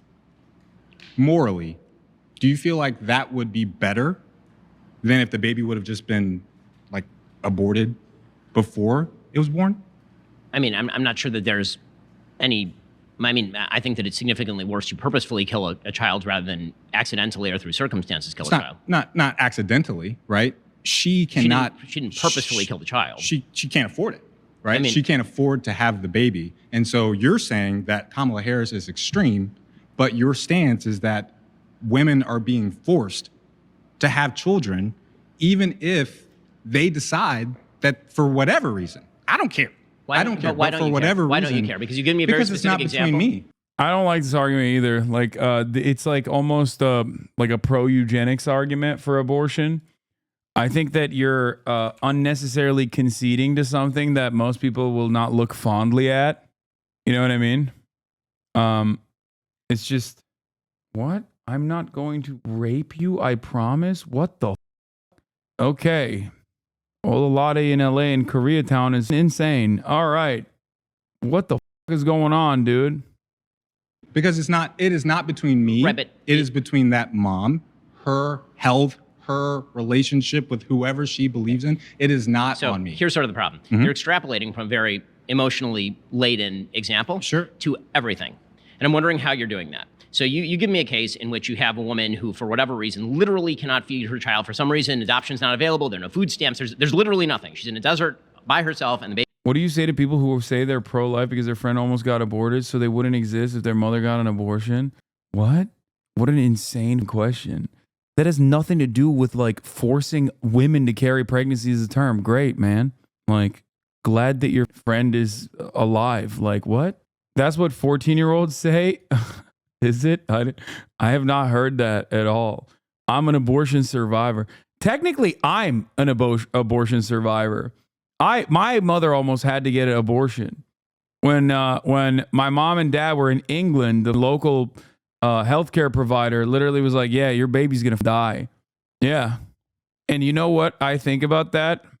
If they would have aborted me at the time, who gives a shit? You know, I wouldn't be alive. Okay, well, whatever. I'm pro-life now. Sorry. Man, that's so dumb. This is a dumb argument. Okay, yeah, the NHS almost killed me. If you were born British, would you have preferred to get aborted? Yes. Baby's going to die. Is that abortion equivalent to a woman who decides to, you know, because she doesn't want the baby for economic reasons or because it's going to crimp her lifestyle, like whatever, you said you don't care about the reason at all. That's your words, not mine. So she's 15 weeks pregnant. She wants to kill it. That's the same? Why? You're asking me why it's the same. I'm asking you why isn't it the same? Why is a baby who I think it's pretty self-evidently the same, not the same. Can't be born say that if she doesn't want to, if she says that I can't economically afford this child, That's like somebody going and saying, I can't economically afford this car, and the car salesperson still taking them on a test drive. Like, what's the point if they've already told you that they are not going to be able to economically afford it unless First of all, I think unless you give them, like you said, okay, what about abortion? Well, there's how many people in foster care that aren't being adopted right now today? All right, Should we kill them or what? I'm not saying we should kill them. I'm just saying that should we wait at least until Would it have been better if all they were of dead? those people? You tell me. No, you tell me. You're the one who's If suggesting those there's people- that's a matter of moral apathy, whether those kids were born or not. I don't think so. So if kids are in foster care and not being treated well, they're being abused. They're not being fed. That is a they're being horrific they're problem, being yes. they're being locked. Oh my God. Where is this argument going? I have to skip it. I'm skipping this. What we're knowing is that well, okay, we're gonna take this chair. Look at that. Hey, Ben. Like a bro, my friend. All right. How's it going? Let's break open So, first beer or question, something. can men get pregnant? Men cannot get pregnant. Okay, awesome. So, Definitionally. definitionally, okay. Do men experience SA? Sexual assault? Sure. TikTok immediately. Got it. What about the existence of trans men? What about the existence? Do you mean women who believe that they are men? What are we talking about here? Women experiencing gender dysphoria? So, my other question is, do you benefit from white supremacy in any way, shape, or form? What? I'm going to need more specifics on what you mean by white Well, here, supremacy. let me give it to you, Ben. Sure, please. So, I'm a transgender man. Okay. I've experienced SA. Okay. And abortion rights affect me directly. So, if we're talking about the American dream that you live, why don't I have access to that? He's cooking Because them. there's no legislation, in the history of America, that legislates a man's body. So why does mine have to be legislated? I've got a vagina. I'm not interested in. Yo, dude, trans men are the best. They just break conservative brains so hard. They're like I think transphobes are so lasered in on trans women that they forget that like trans men even exist, right? So when that reality hits them right in the face, they're like, what? He just short circuited. He called him bro. He probably regrets it now. Exactly. Watch Ben try to desperately misgender this trans man after correctly gendering him. Oh, that's great. Wonderful. Wonderful stuff. I didn't know where he was going with that argument, with the whole like, do you benefit from white supremacy or any of that? But Mr. We Can Always Tell. Oh, that's so good. What your genitalia are. Clearly you are. I mean, it's all over everything you make, buddy. I'm sorry. I hate to say it to you, but I think you can read on my kind of an face that I obsession radically you am guys not. have. I think you can read on my face that I radically am not. When we're talking He's like, I'm grossed out by you, I promise. about abortion, No, I don't. I mean, you can present it here, but in most of the content that you have, you attack my community constantly. And you don't even realize guys like me exist who actually share a lot of similarities to you and everything, because I'm a married man of 20 years. I've got a wife. I recognize that you exist. I disagree with your Right. claim So that you if are a I male. was sexually assaulted, right, and I didn't have access to that abortion care, do you believe that I should have carried that child to term because What does I this was have to- sexually assaulted? I mean, No, I just want to make sure that that's what you believe. Because as a transgender man, I have seen your side of the entire political debate, never ever having the conversation of what an American freedom is. Because why am I not allowed to live my American freedom as a man? You know, I mean, you get your choice as a man to live and free and all that. You're really moving around terminology very wildly here. And so, no, he's not. No, he's not. The problem for you, Ben, is that you have a duty to present yourself as a transphobic person who firmly has a commitment to misgendering trans people that are in your vicinity. But the problem is, because gender is demonstrably expressive, you are having a hard time doing that because of what is in front of you. You have already openly treated this trans man as a man. So now You're trying to desperately be like, well, you're throwing terminology around. No, he's not. He's not. He's not throwing terminology at all. It's just his existence is short-circuiting your brain right now because you have your political ambitions on the one side, and on the other side, you are like, how am I going to be able to maintain my posture and like keep correctly misgendering him? That is amazing. Oh my God. Oh my God. That's fantastic. This is fantastic. Awesome. Or you, because that's the tactics you play in your game. And you've done it the entire time. You've jumped from one subject to the next. You speak so fast, and I know how you work. So how does it feel to have it in your face? Oh, well, I mean... Because I'm sick and tired of... He's literally short-circuiting. He's like, dude, it's so awesome because he's also like a larger presence. Like oh God. Oh, this is so perfect. Oh my God. I never in a million years, I used to pray for times like this. Oh my God. Oh my God. Oh, pack watch bozo. Holy shit. This is like the Ben Shapiro tweet that I made like a couple years back, being like, dude, obviously gender is not as rigid a binary as you claim it is because you don't even fit the mold. The man in front of you, literally in a lineup, fits more masculine features and has a more masculine outwardly presence than you do, Ben. He's taller than you. He can grow a full beard, you know? He's bigger than you. What's up, Ben? What the f***'s up? What's up? Now he has to just sit there. He already broed him. So now he just has to sit there and eat it. Yeah. Ben, you're 5'3", can't grow facial hair, and weigh 100 pounds soaking wet. If we can both be considered men, you should probably be a bit more open-minded about gender expressions. It's clearly not as rigid a binary as you try to imply it is. 131,000 likes. Masculinity and femininity exist. Outward indicators of masculinity and femininity exist in nearly every human culture. Boys are taught to be more masculine in virtually every human culture because the role of men is not always the same as the role of women. That's so fire. God damn, that shit. Of the shit that you have put against my community, especially black trans women, because you constantly disregard all of our needs and then use us politically as a pawn when we're 1% of the population. Why not focus on the economy itself? All of us are struggling, and you want to focus on trans people. You want to focus. Oh, damn. Yo, he had an agenda. God damn, this is great. Yo, why are people throwing up flags right now? Okay. Some of you need to dial it back and let my king speak. Okay.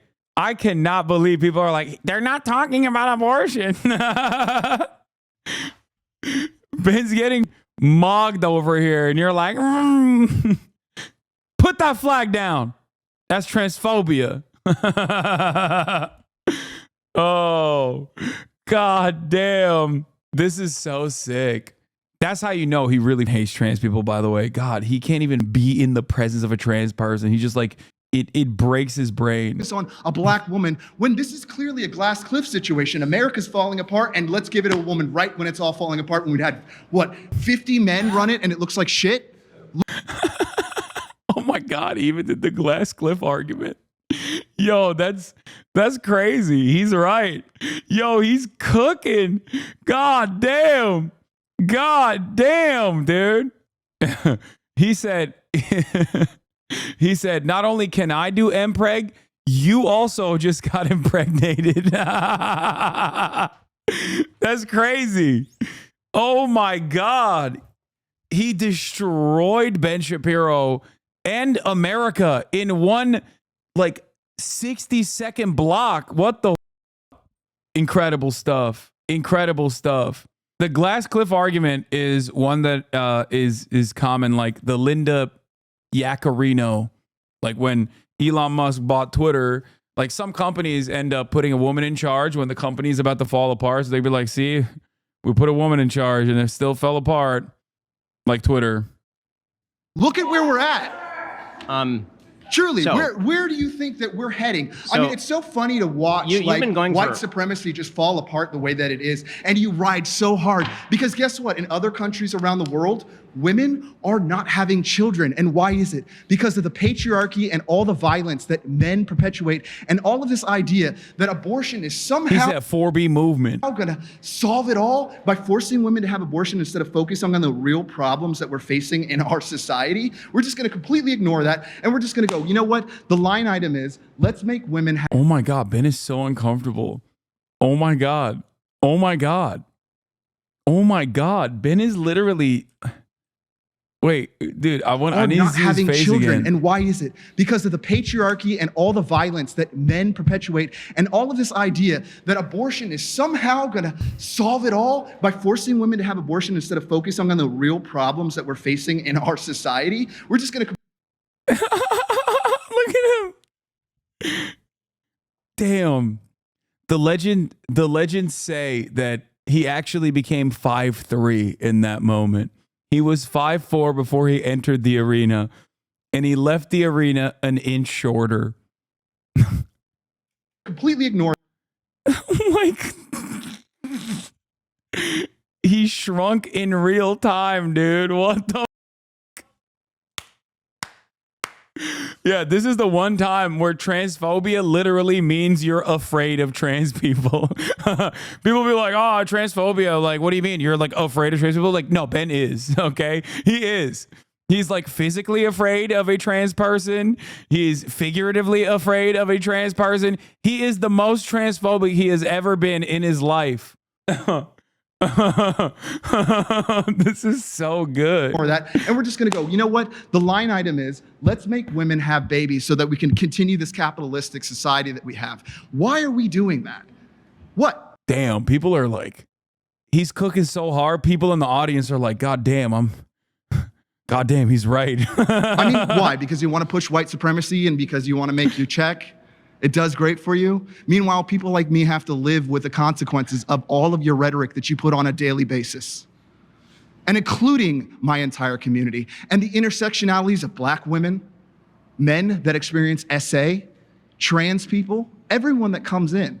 And I'm so sick of the idea that you can come in with this bravado that you're this big guy that knows things because you can talk fast, you have statistics. But really, what does it really matter at the end of the day if you are harming the entire American? This guy's been accused of rape, Trump, in like court documents, and you're backing the guy. Like, you have children. How could you do that to your own? Don't you have a daughter? Like, what is wrong with you, dude? I've never seen such a party just completely like the American idea, what we believe in as a country, is not what you're perpetuating. It's diversity. It's giving you tired, hungry, and poor. The Google phone you have in your pocket is because of all of the diversity we've had. Pause. Damn. He f***ed him so hard. The referees had to come in and be like, please stop. Ben's gonna leave. He got scolded like a child. That was kind of sick. That was a cool moment. That was, wow. Ben won by being quiet. Wake up, bro. Dude, I don't think we watched the same thing. Did we just, I'm cute and kind. Oh my God, it's Ben Shapiro. Oh my God, it's Ben Shapiro's alt account. No one will know it's me if I call myself cute and kind. Stop it, Ben. That was sick. Yeah, that's how debates are won, by being quiet and shrinking into your safe space.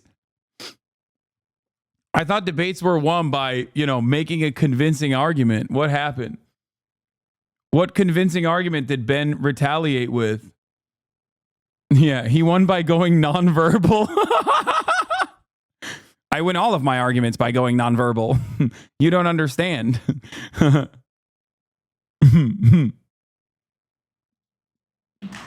Pleasure to meet you. Oh.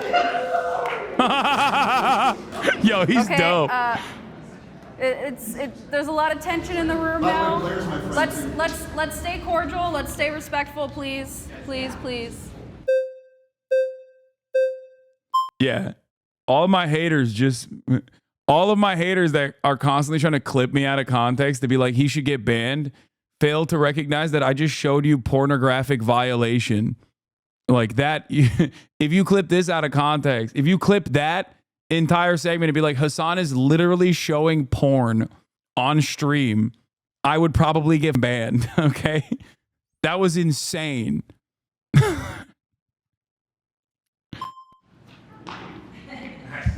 Hi, how are you? Nice to meet you. So let's say that I'm voted out by my friends here, and I stand up and immediately collapse onto the ground. Paramedics rush in, and through some magical means, they determine that the only person who can save my life is you. You can do that by giving me a transplant. Can you be forced to give me a transplant? I cannot. Why?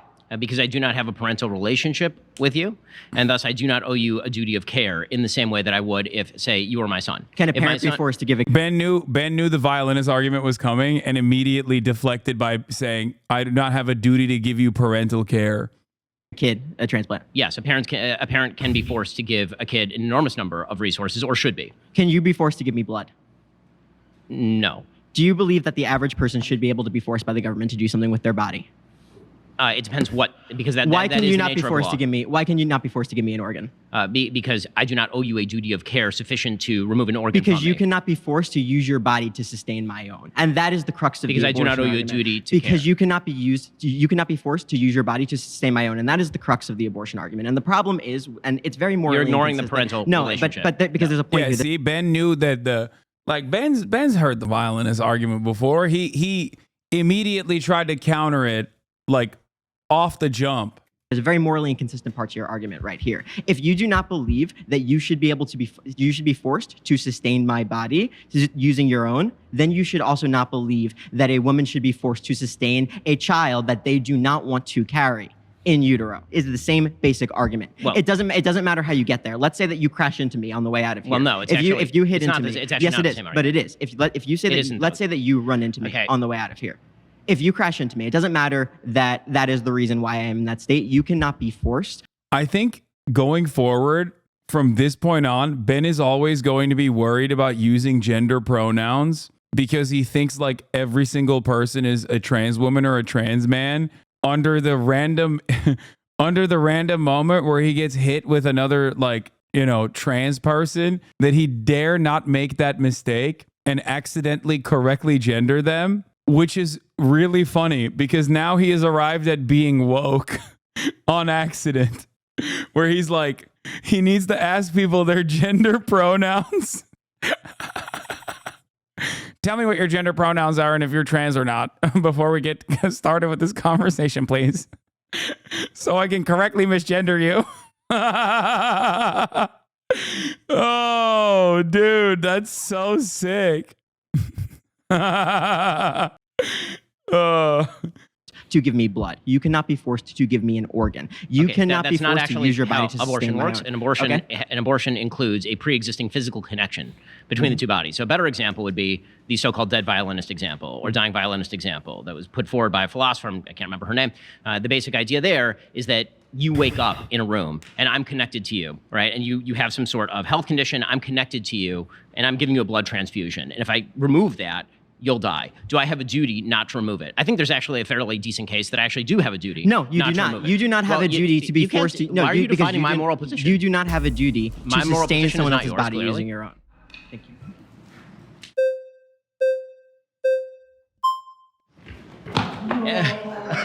This is the chatter who said he had short legs.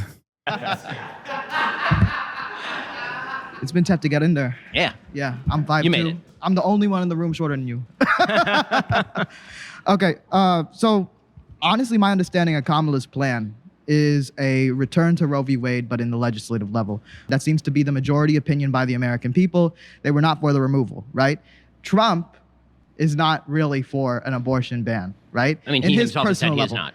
Okay, yeah, but unfortunately, the way he governs, he puts those three folks in the Supreme Court. They do it. His vice presidential pick really wants to do it. He's claiming now that everybody wants it to the states. Nobody wanted it. No, that was not the demand. I think people are just kind of interested in protecting their freedoms. It's a bigger discussion about freedom. And I think Kamala Harris is going to be the presidential pick to protect the freedoms. Okay, so again, I think that we have to define what we think Kamala Harris's position is. I think that it goes well beyond simply restoring Roe versus Wade, for example, which is an extremely flawed legal decision, a wide variety of legal scholars ranging from right to left. Ruth Bader Ginsburg used to point out that that was a very flawed legal decision. We can't pretend that like this is like a bipartisan thing. Roe v. Wade was a problem. The bipartisan thing. No, you might like the you might like the results. You might like the results of Roe versus Wade. The actual legal decision is a bad legal decision. I think that. That's the end of this claim. I'm glad you finally made it, though. Yes, hopefully I can come back for it. Yeah, exactly. Hey, before we go any further, we want to take a moment to say thanks so much to Straight Jubilee. One Republican, 25. Kamala Harris border policies will turn America into an unsafe and bankrupt nation. Let's go! Some of my colleagues Let's here in fucking the circle really go! talk about. Let's go! Even though Mason is like the 8th Hasanabi head that is actually encountering Ben in this debate so far, but still, let's go! Jubilee for normalizing right-wing positions. Yeah. About why they appreciate Kamala Harris's right shift when it comes to border policy, trying to deter the amount of people that are coming through the southern border. That's not something I'm particularly passionate about. So I'm more inclined to talk about specifically why you, somebody who purports himself as someone who's uber capitalist, want to remove the labor pool from this country, which always increases to business and economic growth. Right. So I'm not interested in removing the labor pool from the country as a general rule. However, I don't believe that it's an economic benefit to the United States to bring in a low skill, low education labor pool that is drawing significantly from public benefits. For example, there are very good data to show that there's huge reliance on, say, emergency rooms, educational. Oh, Mason, this is you should have heard me use this against Ann Coulter or any number of different instances. That is actually 0.09% of overall cost of like that. It is so marginal. It is so unimaginably marginal. That's the only thing that Republicans can correctly identify in terms of like whatever semblance of social safety nets that like undocumented immigrants can take advantage of. Facilities. Based on the Center for Immigration Studies, there's a net cost to low-wage, low-skill immigration coming into the country. You're in favor with emergency rooms just deterring people based on what they look like or what might be perceived as someone with a lack of citizenship? No, I'm very much in favor of limiting the amount of illegal immigration to zero and then allowing a fair bit of legal immigration. Did I forget to run the ad break, by the way? I did. Here it is now. Thank you, Chatter, for reminding me. We're interested in decreasing the pool of people and population in this country so there are less emergency room visits? Or are you more in favor of actually documenting these people so we're able to track like exactly who is coming through? Like, I'm kind of lacking what your argument is. It's not about number.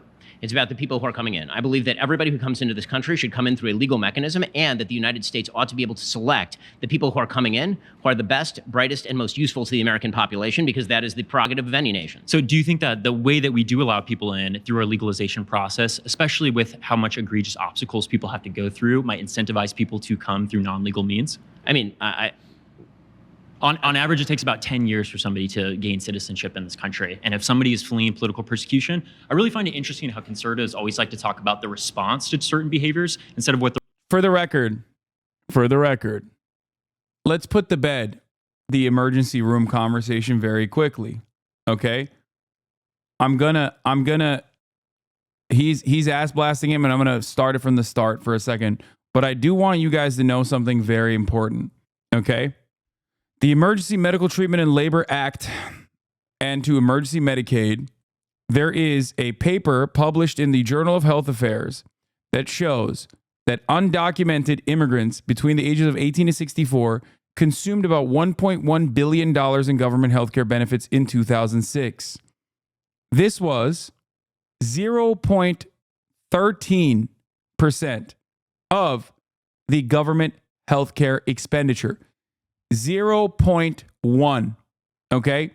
So what Ben is talking about here is literally 0.1% of the overall healthcare expenditure. Okay. That was 2006 though. It doesn't matter. It hasn't like greatly expanded since then. You have to look at the percentages. The American population increased. The American undocumented population increased. The percentage overall did not. Okay, this is undocumented immigrants specifically using emergency rooms.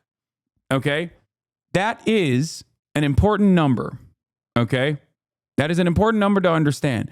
Why is it an important number to understand? Because that is one of the only ways in which undocumented immigrants can directly take advantage of like government social safety nets of some sort. Outside of that, they actually pay into the system, but they can't get anything in return. So all of this argument is bunk, which is why Republicans usually lie and say undocumented immigrants cost, tens of billions of dollars to the American taxpayers every year. This is untrue, but why do Republicans say it? It's because they add natural-born U.S. citizen children of undocumented immigrants into the equation. But they are not undocumented citizens. So you cannot use them, the children born on U.S. soil that are constitutionally American citizens, in that equation. Okay? Just know the tricks. When people say undocumented immigrants cause tens of billions of dollars in social services, they're not talking about undocumented immigrants. They're talking about the children that are natural-born U.S. citizens that are going to public school, that actually are in some way, shape, or form taking advantage of American social safety nets. Why? They're American citizens. So just remember that, okay? Hospital lawyer here in Texas attended the CLE today about how we're going to navigate Greg Abbott's directive to create a mandatory registry, aka list of undocumented individuals, PHI, provided quarterly to the state on the monetary value that goes towards their care. The point is to deter those people from seeking care. It's gross. Yes. In my recent video, I studied this. Asylum seekers get on average $350 max of 8 months, 12 if from Haiti or Cuba. Also, every single economic boom for the U.S. was following large migration waves. War production relied on immigrants too. Also, they only get housing if it's assigned for homeless because our systems can't tell them apart. Also, if you get benefits as a normal immigrant, you are deported or forced to pay a fine and pay them back. Now, let's get back to the way Mason handled it, which was also good. Interested in decreasing the pool of people and population in this country so there are less emergency room visits? Or are you more in favor of actually documenting these people so we're able to track exactly who is coming through? I'm kind of lacking what your argument is. It's not about number. It's about the people who are coming in. I believe that everybody who comes into this country should come in through a legal mechanism, and that the United States ought to be able to select the people who are coming in, who are the best, brightest, and most useful to the American population, because that is the prerogative of any nation. So do you think that the way that we do allow people in through our legalization process, especially with how much egregious obstacles people have to go through, might incentivize people to come through non-legal means?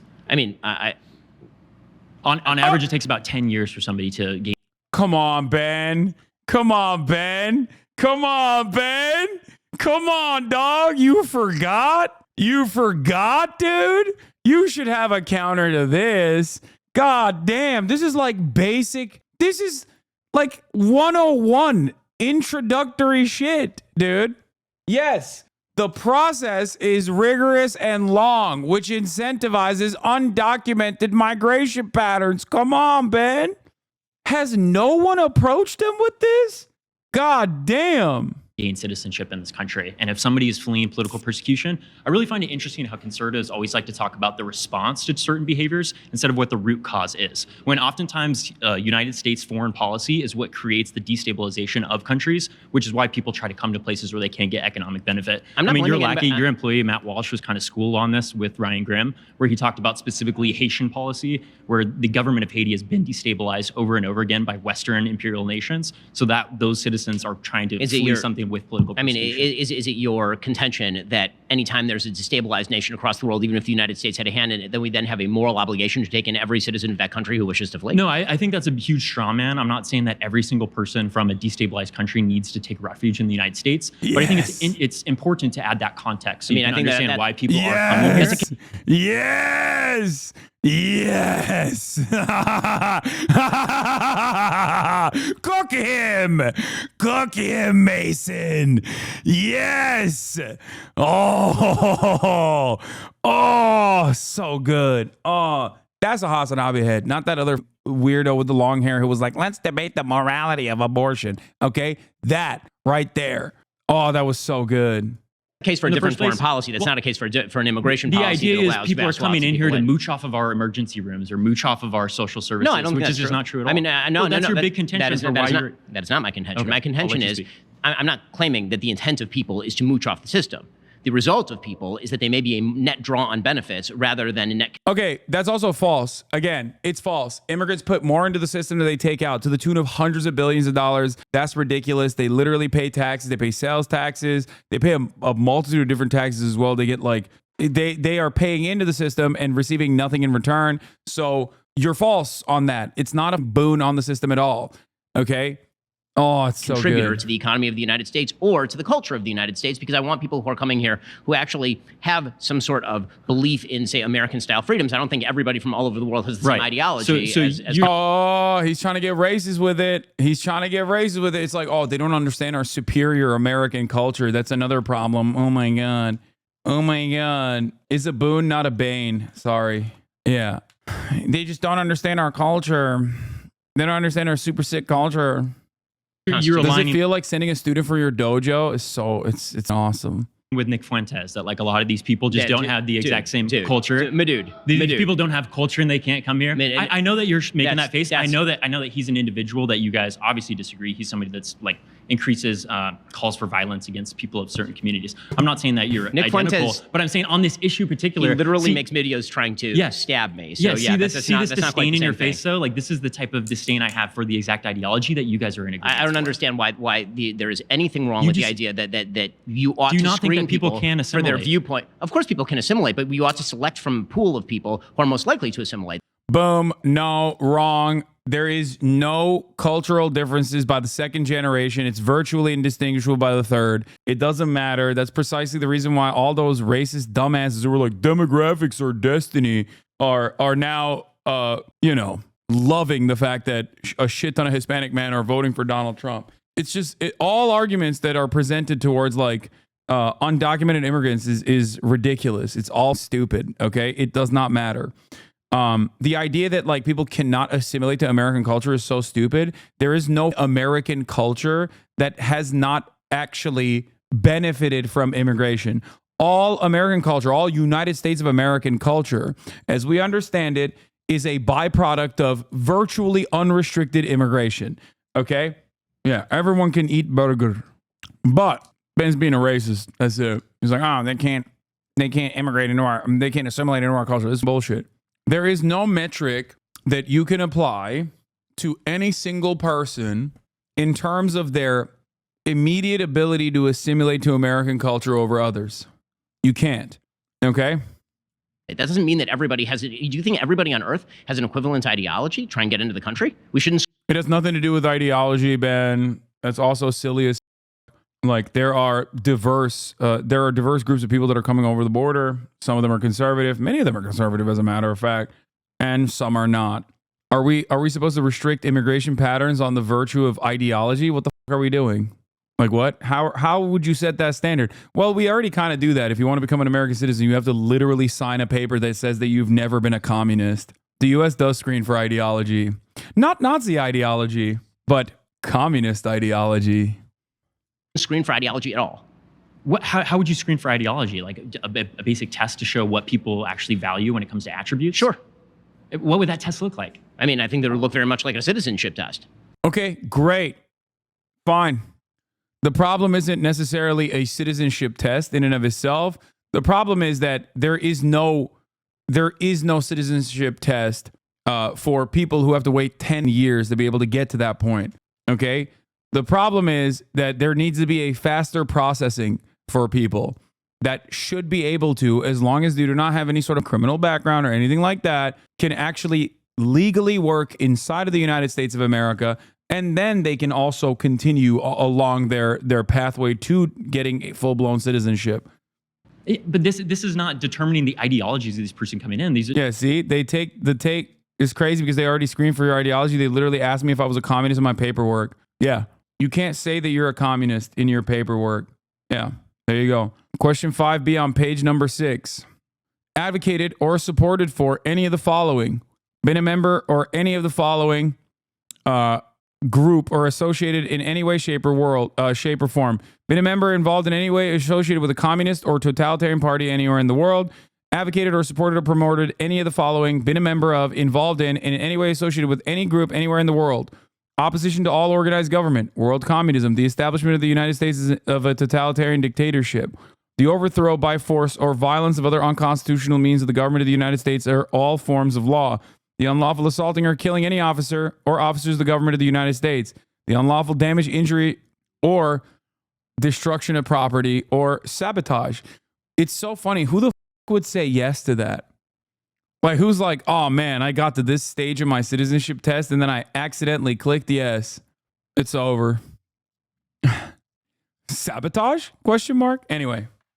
Werner von Braun got the pass though. Yeah, obviously. It says communist, dog. That's what they care about way more than, like, you know, fighting against American soldiers at any point.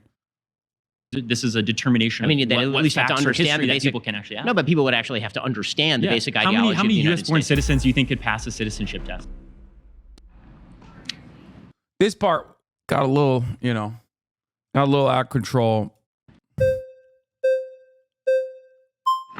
But he cooked them. Good to meet you. Kamala Harris supports the bipartisan border bill that was negotiated by conservative Senator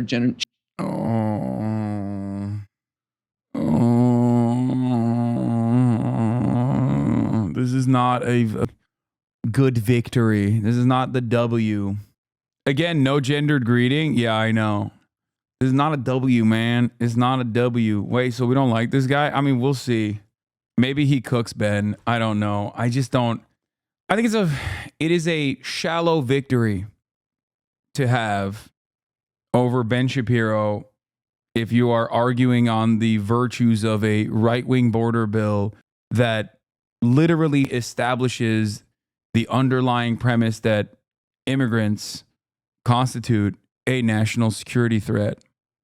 James Lankford and supported by Mitch McConnell. Do you not support that bill? And I do not support that bill. So what is your solution then? I mean, my solution is that this actually ought not be done in a comprehensive fashion. So I have a general critique of the way that we deal with immigration in the country.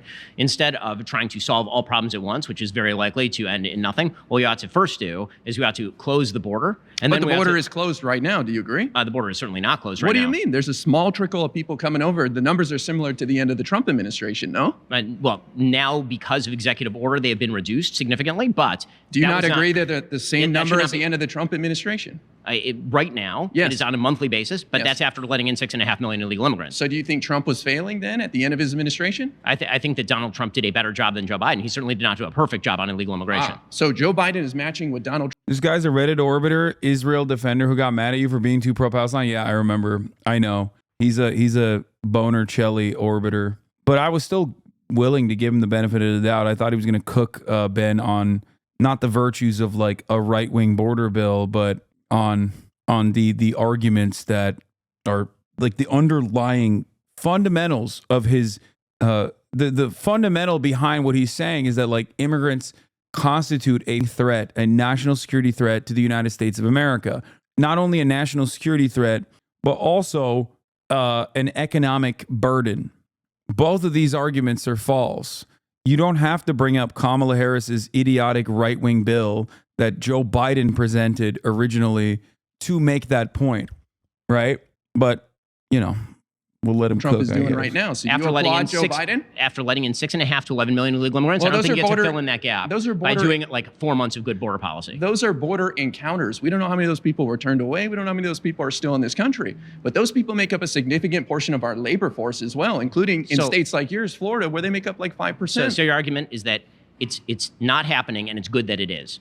It's not happening? What do you mean? That the illegal immigration pool is not very large, and also it's good that it is large. I'm saying you guys make up numbers all the time. It's like That argument 20, is not from 30 me. That's million. no, that's from the Wall Street Journal. I'm not making up that number. Well, Donald Trump said he wants to deport 20 million of these guys. What do you think of that? I mean, I think that if we were going to look at deportations, we obviously ought to tranche that out based on criminal record. We ought to tranche it out based on usefulness to the economy. I think we ought to look at each person individually and determine whether they ought to be deported or not. So that is probably going to lead to a small trickle of people being kicked out of here. So that's not going to accomplish your goal. goal? Well, I mean, who said that my goal was to mass deport 20 million people all So at you once? you want 20 million undocumented immigrants to stay in America? Is No, that what you're saying? no, that is not what I'm saying. I failed to see how. Okay, never mind. He's actually okay. He's cooking him. Okay, good. Never mind. I'm back.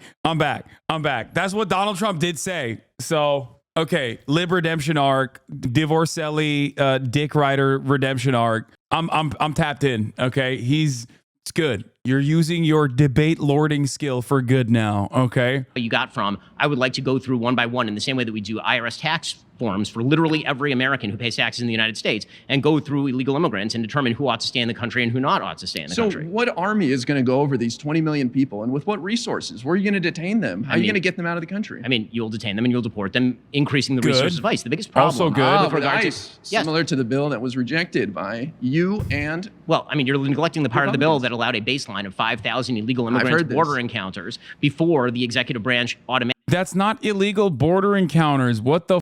That's just regular border crossings of people that have a legal claim for asylum. Okay? The Border Act would have allowed the Secretary of Homeland Security to block entry and remove illegal immigrants from 100 miles of the southwest border if daily crossings average 4,000 over 7 days. That part is also insanely restrictive. That part is also up, man. This is why I hate this bill, by the way, just so you understand. This is one of the many different reasons why I hate this dumbass, right-wing ass, stupid ass, lighter Nazi version of the same dumb bullshit that Republicans are pushing for as bill. Okay? Those aren't just illegal immigrants. Those are people with a legal asylum claim, dude. What the? And in order to process a legal asylum claim, you have to cross into the American state, okay? That's crazy. Also, 100 miles of the southwest border is also terrifying because that's like Constitution-free zones to begin with as well. Constitution-free zones, as in like BORTAC is operating. They can legally, I guess, or illegally operate in those areas. They do not have the same restrictions on unlawful search and seizure. That's why it's called a Constitution-free zone. And they have very little legal limits. They can just like stop and frisk and be like, you are apprehended and detained under the suspicion that you are Mexican looking. No, this part is only for the southwest border. 100 miles over the southwest border. This part is only for the southwest border. 100 miles over the southwest border, not the real Constitution-free zones, which basically is like where 90% of Americans live in the United States of America right now. 100 miles from international airports, 100 miles from any water, land, or border entry to the United States of America. That is basically just the entirety of where people live in the United States of America. But that's not what this is. This is just one version of that. Why would the U.S. government agree to this asylum stuff when we literally ruin most of the countries, our landmass hemisphere, giving everyone a valid asylum claim? Are they stupid? We want slaves. That's it. That's literally it. Yeah. Like it's like slavery 2. Slavery 1 is still practiced. Slavery 1 is still very much practiced in the criminal justice system. It's legal. And this is like slavery 2. Automatically kicked in border enforcement. So I've been down don't to the you border, agree we okay? have to Like what? I went down to the border, and let me tell you what I saw at the border, and then we can go. Okay, so Saw with your own eyes. Not just saw with my own eyes. Talked to the border patrol agents. Okay, the way that the Biden administration was treating the border for the vast majority of their term was to treat a claim of asylum without evidence as evidence that the person. To be fair, wasn't that 2024 Act only needed, according to Democrats, to allow adequate processing under the current imperfect processing structure? No. That wasn't put in there by Democrats. Ought to be given asylum. So the first priority was for Border Patrol to be activated to go to places where Mexican drug cartels were leaving people at the border en masse, and then to process those people and let them into the country within 72 hours. The goal of this for the Mexican drug cartels was to clear large swaths of the border of Border Patrol agents specifically, so that in those unoccupied areas, fentanyl and drugs could then be passed, human trafficking could then be passed in those unoccupied. It literally was? What are you talking about? Explain what you mean. Unless you're talking about Ben. Occupied areas. So you mentioned these cartels. You agree these cartels are profiting off human trafficking, right? Of course. So why don't we open up legal means for these people to come in here? Then they don't have to give the cartels money. Yes. They're making more money off human trafficking right now because of our... Yes! Yes! Yes! That's the argument. Exactly. The current process that we have literally benefits the cartels. That's it. That's a good ass take. Why are random debate lords on Twitch or on TikTok better than the Democratic Party at communicating this? The only person I've ever seen within the Democratic Party that has correctly presented this problem is Greg Kazar, who I'm going to have on the broadcast next Tuesday. Okay? I'm very much in the tank for him becoming the leader of the Progressive Caucus. Hopefully that happens. I'm telling you right now, the only person I've ever heard say those words outside of like myself or some random TikToker or random Twitch streamer within the confines of the Democratic Party is him. It is crazy. It is crazy because it is abject reality. What the are we doing? Our immigration system doesn't allow more people, and the Republicans do not have a bill to allow more people to come here legally. I mean, so your answer to illegal immigration is just magically legalize everyone. No, it's to open up legal paths so these people don't have to leave their livelihood in these countries and carry a bag and walk through the jungle with their kids. By the logic that you're using, we could make murder absolutely not a thing by simply pretending that murder is now legal. Did you just compare people voluntarily coming over thousands of miles in an effort to better themselves and have a better life for themselves and their children that actually benefit the American economy in very meaningful ways to murder? Like the process in which you document an undocumented person is the same as legalizing murder. How is this the best debate brain that the right has to offer, dude? Oh, what's next? You want to legalize murder? Owned epic debate lord, dude. What the are you saying? This is the peak? This is peak intelligentsia on the right? That is crazy. That's crazy, dude. That is the dumbest. That's like an argument a 14-year-old would bring up, okay? When they're panicking. Dad, what's next? You want to legalize murder? Oh, you want to process migrants that are coming over the border faster? What's next? You want to legalize murder? Yeah, that's the same. These two things are weighed in the same way. I hope he cooks him. I hope, what's his name? I am not famous or whatever. By the way, yeah, why is Divorcelli fan cooking Ben more than Mr. Two-Time Divorce himself? Great question. Yeah. Here you have a Divorcelli fan literally chopping Ben up a little bit in way more meaningful ways than Mr. Divorcelli himself did, where he just sat there and got owned and agreed with him. I'm not really important. I'm really important, I think. That's his name. Yeah, you're right. What? Your suggestion is that millions of illegal immigrants ought to just become legal immigrants and then magically this would solve the entire problem. We have failed these people. We have benefited tremendously off exploiting these people. You and I, we have benefited from these people working hard. They just want to be here and be a part of our country. I can't think of anything more American than that. I'm not doubting the willingness of people to come to the country. I am doubting the incentive structure that draws people to the country with rich array of social benefits that didn't exist. What is that incentive structure? That incentive structure is things like Medicaid, things like free schooling. Do you think someone's going to leave their home in Venezuela to come here and leech off our Medicaid? These people want to work. These people want to live, man. Okay, then if they sign a contract saying they don't receive social benefits, they're more than welcome to stay. Oh. Well, sadly, they would take benefits if they were available to them, if they could come out of the shadows, and they would actually pay more taxes and contribute more to society. Let me ask you, if there's passionate hands, no worries. Not bad. That's not a bad way to manage that. Counter. By the way, Ben is such a rapacious little freak, dude.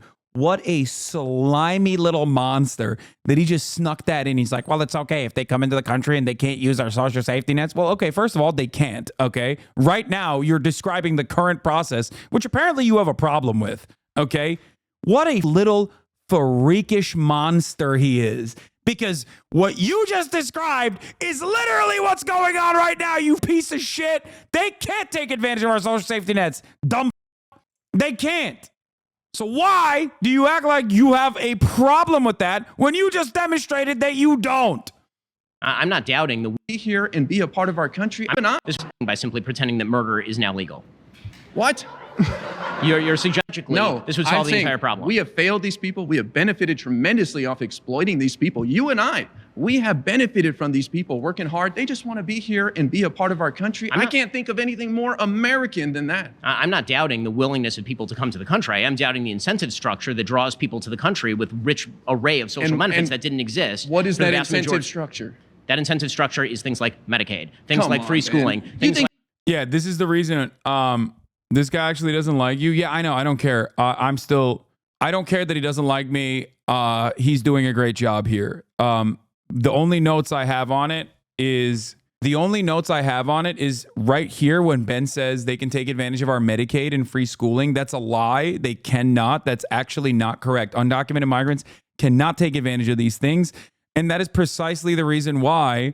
I know for a fact that Ben here, when he turns around and still advocates for deportation or still advocates for, Kamala Harris destroying and making the country bankrupt, is actually lying. Think someone's going to leave their home in Venezuela to come here and leech off our Medicaid? These people want to work. These people want to live, man. Okay, then if they sign a contract saying they don't receive social benefits, they're more than welcome to stay. Yeah, when he says they sign a contract where they say they don't need to receive social benefits, that literally is the current process. But Ben still wants to, deport them. That's the current process. Undocumented migrants can't take advantage of these things. What is this? My ranking of debaters: number 1, Muhammad. What, like the prophet? Number 2, Guy. Number 3, One Hand Politics. Number 4, Andrew. Number 5, Skylar. I don't know who these people are. I don't know which is which. I don't understand the logic behind thinking someone has to uproot their life in a country they leave, their family, and risk everything to leech off of Medicaid or all things. Yeah, bro, I'm a legal immigrant of an F1 status, and I can't take social benefits. What benefits are undocumented migrants going to get? Exactly. They can't. That's the point. So Ben right here is 100% demonstrating that he doesn't have an issue with the current illegal immigration structure. Okay? This goes against his argument that Kamala Harris's current, unsafe border policies are going to bankrupt the nation. Well, clearly you don't have a problem with it. You just said you don't have a problem with it. So the best thing that the IRI, I'm really important, could have said in that situation is, well, it seems like you don't have a problem with the current order of business in terms of undocumented migrants because they can't take advantage of our social safety nets. So there you go. Well, sadly, they would take benefits if they were available to them if they could come out of the shadows, and they would actually pay more taxes and contribute more to society. Let me ask you, if there's passionate hands, no worries. This also was a decent argument as well. I'm just saying that the better argument in this situation, if you want to fucking make him really squirm, is to just be like, well, you just advocated for the current order of business. If there's an accident, and let's say your wife's in an accident, a car accident, the only person that witnessed it is an undocumented immigrant. They're not coming forward to be a witness, Ben. Doesn't that trouble you? This is the reason that I should allow. Also a good argument. Damn. Okay, he's cooking. This is also correct. This is the reason. This is the underlying reason as to why sanctuary cities exist. A policy that was first implemented and advocated for by law enforcement. Fun fact, many people don't know this. People think sanctuary cities, like, what the fuck is that? That's some woke-ass libtard policy. No, as a matter of fact, it was the local law enforcement that wanted sanctuary cities to be implemented so they could directly communicate with the undocumented citizens, because the undocumented citizens would routinely not report crimes to the police out of the very real fear that they would get handed over to federal law enforcement and INS would ship them out of the country. Yeah, he's right. That is the real reason why sanctuary cities exist. That was very good. Good job to another point for IRI. Millions and millions of illegal immigrants into the country is on the off chance that they might be a witness. It's one reason that these people are being treated as second-class citizens, even though they benefit you and I. Can I ask a question? What is your standard for whether someone should be allowed into the country? My standard? Yes. What do you mean my standard? Like as far as their education or their ability? Yes. You're creating immigration policy. Who should be allowed? Oh, that's crazy. I don't know. No. That's bullshit. What do you mean a standard? Did your great-grandparents have a standard when they came in here on a boat? At some point, every single American citizen that is on U.S. soil right now came here through an identical process to what you're talking about when you talk about like the Honduran man or the Guatemalan abuelita, okay? Every single one. Did they have a standard for it? They didn't, okay? Allowed into the country. I think we should allow a wide variety of people. This country, everyone. Not everybody starts out as a doctor, Ben. Some people start out doing menial tasks. So everyone. Yeah, there you go. That's a decent argument, but you can also literally point to every single American now, with the exception of some that were brought here after they were kidnapped and trafficked and enslaved, and some that already were here that were genocided, with the exception of those two categories, virtually every single American citizen was a criminal of some sort that came here by boat and they became American citizens. Okay.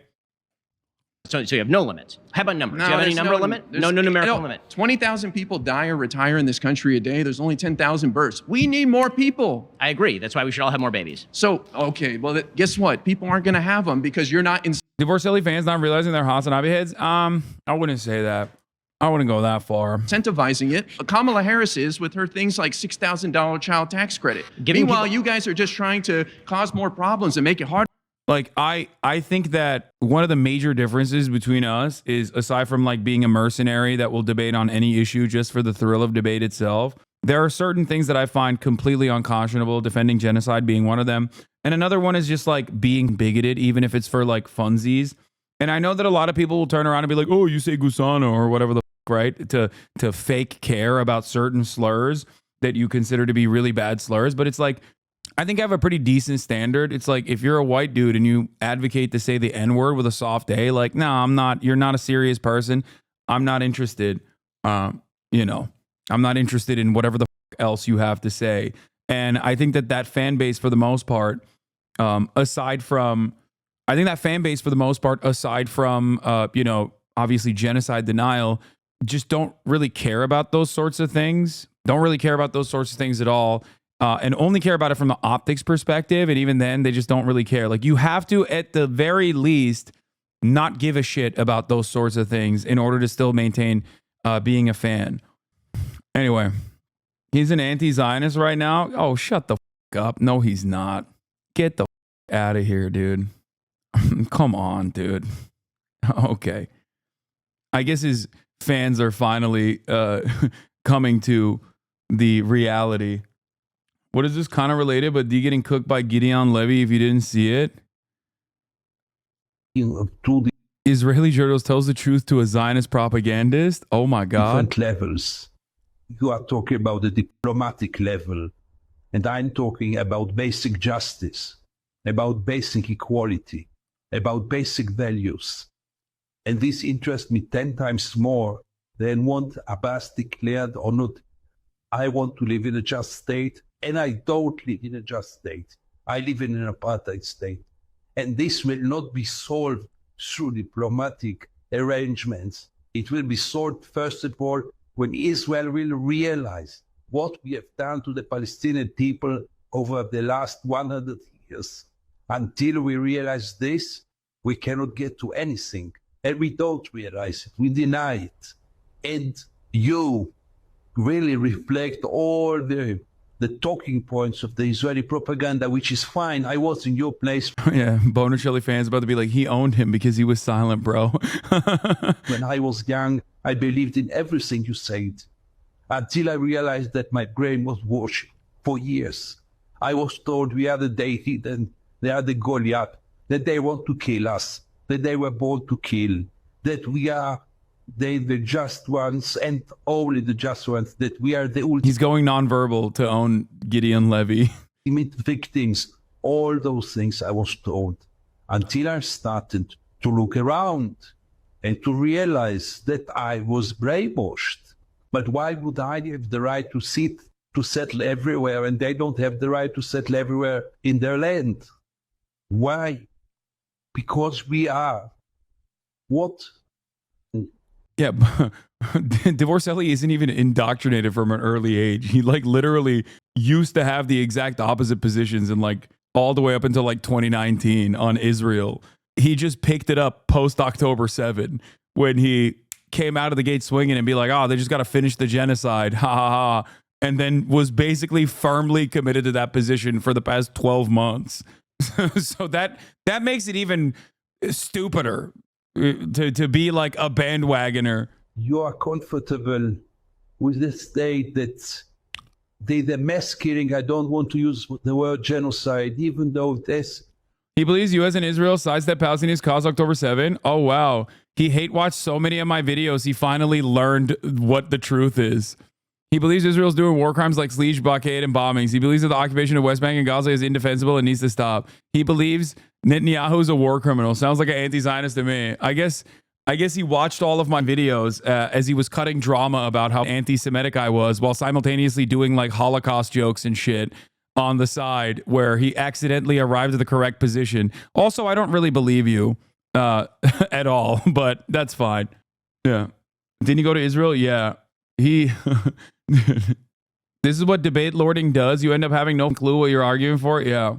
He said, speaking to Arab Knesset members changed him in Israel. I can link if you want. Yeah, I don't really give a shit about him seeing the tide shift and then still full tilt trying to take me out and simultaneously being like, I've actually come to my own conclusions here. Mr. Cookies are used to make rockets literally 3 months ago. Yeah. If Israel is also literally losing Divorcelli, who basically attached himself at the hip to their actions, oh no, what do they got left? Brianna Wu? Brianna Wu and Noah Smith, the last defense for Israel. Yeah, no wonder they're trying to take out content creators on Twitch and shit at this point. The desperation. So what happened? Was he groomed into being a pro-Israel guy at the age of like 37, dude? Is that what happened? By reading Wikipedia pages, he radicalized himself? Don't forget about Shy. That's true. We have Shy Davide. We have Eve Fartlow. That's so funny. Yeah, when Brianna Wu learned that trans girls cannot marry men, like straight trans women can't marry a straight man in Israel, it's like, damn, if only you guys spent more of your time actually listening to what I was saying for months and months and months, instead of only listening to clip shit out of context and yell about it. Perhaps you could have known all of these things early on and you wouldn't have come across like a dumbass 12 months into a genocide. Genocidal elements who killed masses of people in Gaza, who distracted the whole Gaza Strip, who is now doing the same in Lebanon. You are comfortable with this. You really believe that it's all because of self-defense, the right for self-defense. You really believe that Israel is still the victim and the Palestinians are the evil ones. I don't know where to start even. I mean, I'm not comfortable that it needs to change, but just paying lip service to it and saying it's a horrible state of affairs doesn't do anything. If that would have worked, then we would have seen peace between Israel and the Palestinians 24 years ago with the boss. We would have seen peace, or I'm sorry, with Arafat. We would have seen peace with the boss. We would have seen peace with the Great March of Return. It just doesn't happen. Just there's not something. There has to be. Wow, how sympathetic. Yeah, totally anti-Zionist. The Palestinians were never a real partner in peace. Very cool anti-Zionist sentiment being expressed by a person who does seem more sympathetic now. I will admit, he is not saying we should nuke Gaza. That still would not be a genocide. That was his position, 3 months ago? It was before the change. Yeah, liberal Zionist is going to be over as Israel keeps genocide. The GOAT, it was before the change. You are delusional, okay? Leadership that takes a brave step to change the state of affairs. And until both sides feel that impetus. Yeah, I'm glad that he learned that Erdogan was the president of Turkey and not Israel in that process. That pressure, nothing is going to change. Just pointing at the situation and going, this is so bad. It hasn't done anything yet. Why would we expect it to do anything in the future? My main complaint to you is that you look at both sides as symmetrical, and they are not. I try to explain it. I love Gideon Levy. He's right. And you know, you can tell why I love Gideon Levy, because his words have also informed my perspective. Of course, long before October 7, but that's besides the point, you know? It almost feels like if you did some reading whatsoever, and developed a better understanding, you wouldn't have looked like a clown-ass genocide defender for 12 fucking months. Frank, again, we are not two symmetrical parties who are struggling over one piece of land. Long time not. We are the brutal, forceful, strong, regional state, regional superpower vis-a-vis people who lives without any protection under the very brutal Israeli boot for decades now. And whatever he tried failed. They tried the resistance, they tried diplomacy, they tried the legal arena. Wherever they try, they have no understanding. And how do you get out of it? If you deal with both parties as equals, you get nowhere because we are not equals. There is the occupier and there is its victim. And nobody can deny now anymore after so many years. Lamau, after watching your file, I feel less bad about stealing your talking points because I realize you're just stealing them from people smarter than you too. Dog, it's called reading. What are you talking about? Like, you just described the process of reading and learning. Yes, I stole the talking points of Rashid Khalidi. What the f? How about you steal the 3-minute ad break at the top of the hour, bitch? So when Divorcelli inevitably arrives at the conclusion that like it's kind of making him look really bad to be like full tilt a genocide defender, and more people are anti-genocide and more cognizant of Israel's behaviors, will his fan base actually reflect on the past 12 months of endless harassment that they engaged at the behest of him and then turn around and go, you know what, Hasan, you were right. I'm actually a fan of yours now. I was wrong to shit on you over and over again. Or will they continue on their endless conquest and try to find, you know, I don't know, whatever random thing that they can really needle in on? Do you think he would delete his past videos? No, he doesn't give a shit. He's a shameless, monstrous piece of shit. He's a goddamn mercenary. This is what I've been telling you, okay? It is not shocking to me if he like actually did legitimately change his perspective, or at least like change the way he communicates about these issues in an effort to like win over a new fan base. It's gross. Anyway, they'll just say you hurt the Palestinian cause with your terrorism or shit like that. Yeah, except I can see your background. When you say stuff like that, I can just like click at your social footprint and see you saying unhinged Islamophobic shit, like trying to change your stance into they had an entire anti-Islam arc all over their Reddit. It was literally the thing that forced me out of their community. I got messages saying I'm a pedophile because of my religion. No, I'm not exaggerating. Like, nobody cares. These people do not have real convictions. That's the point. They're there for the thrill of debate. They will literally debate both sides of an argument with the same intensity. Do you understand? They will debate both sides of an argument with the same intensity because it's not about the actual morality of the situation. It's about the pure blood sport. This is why I despise debate perverts. This is why I kind of like Dean, because it does seem like he has like an actual moral rudder steering him. And he's not just like doing debates for the thrill of debates. Okay? I'm not in the business of cultivating a bunch of Kiwi Farms 4chan style basement dwelling losers so that they can prop me up and keep making it seem like I am this like intellectual beacon. Okay? That's not my purpose. My purpose is to get you to change your mind. Like, if I were to swap my positions with the same intensity that Boner Chelly has over the course of like from 2019 to 2022, right?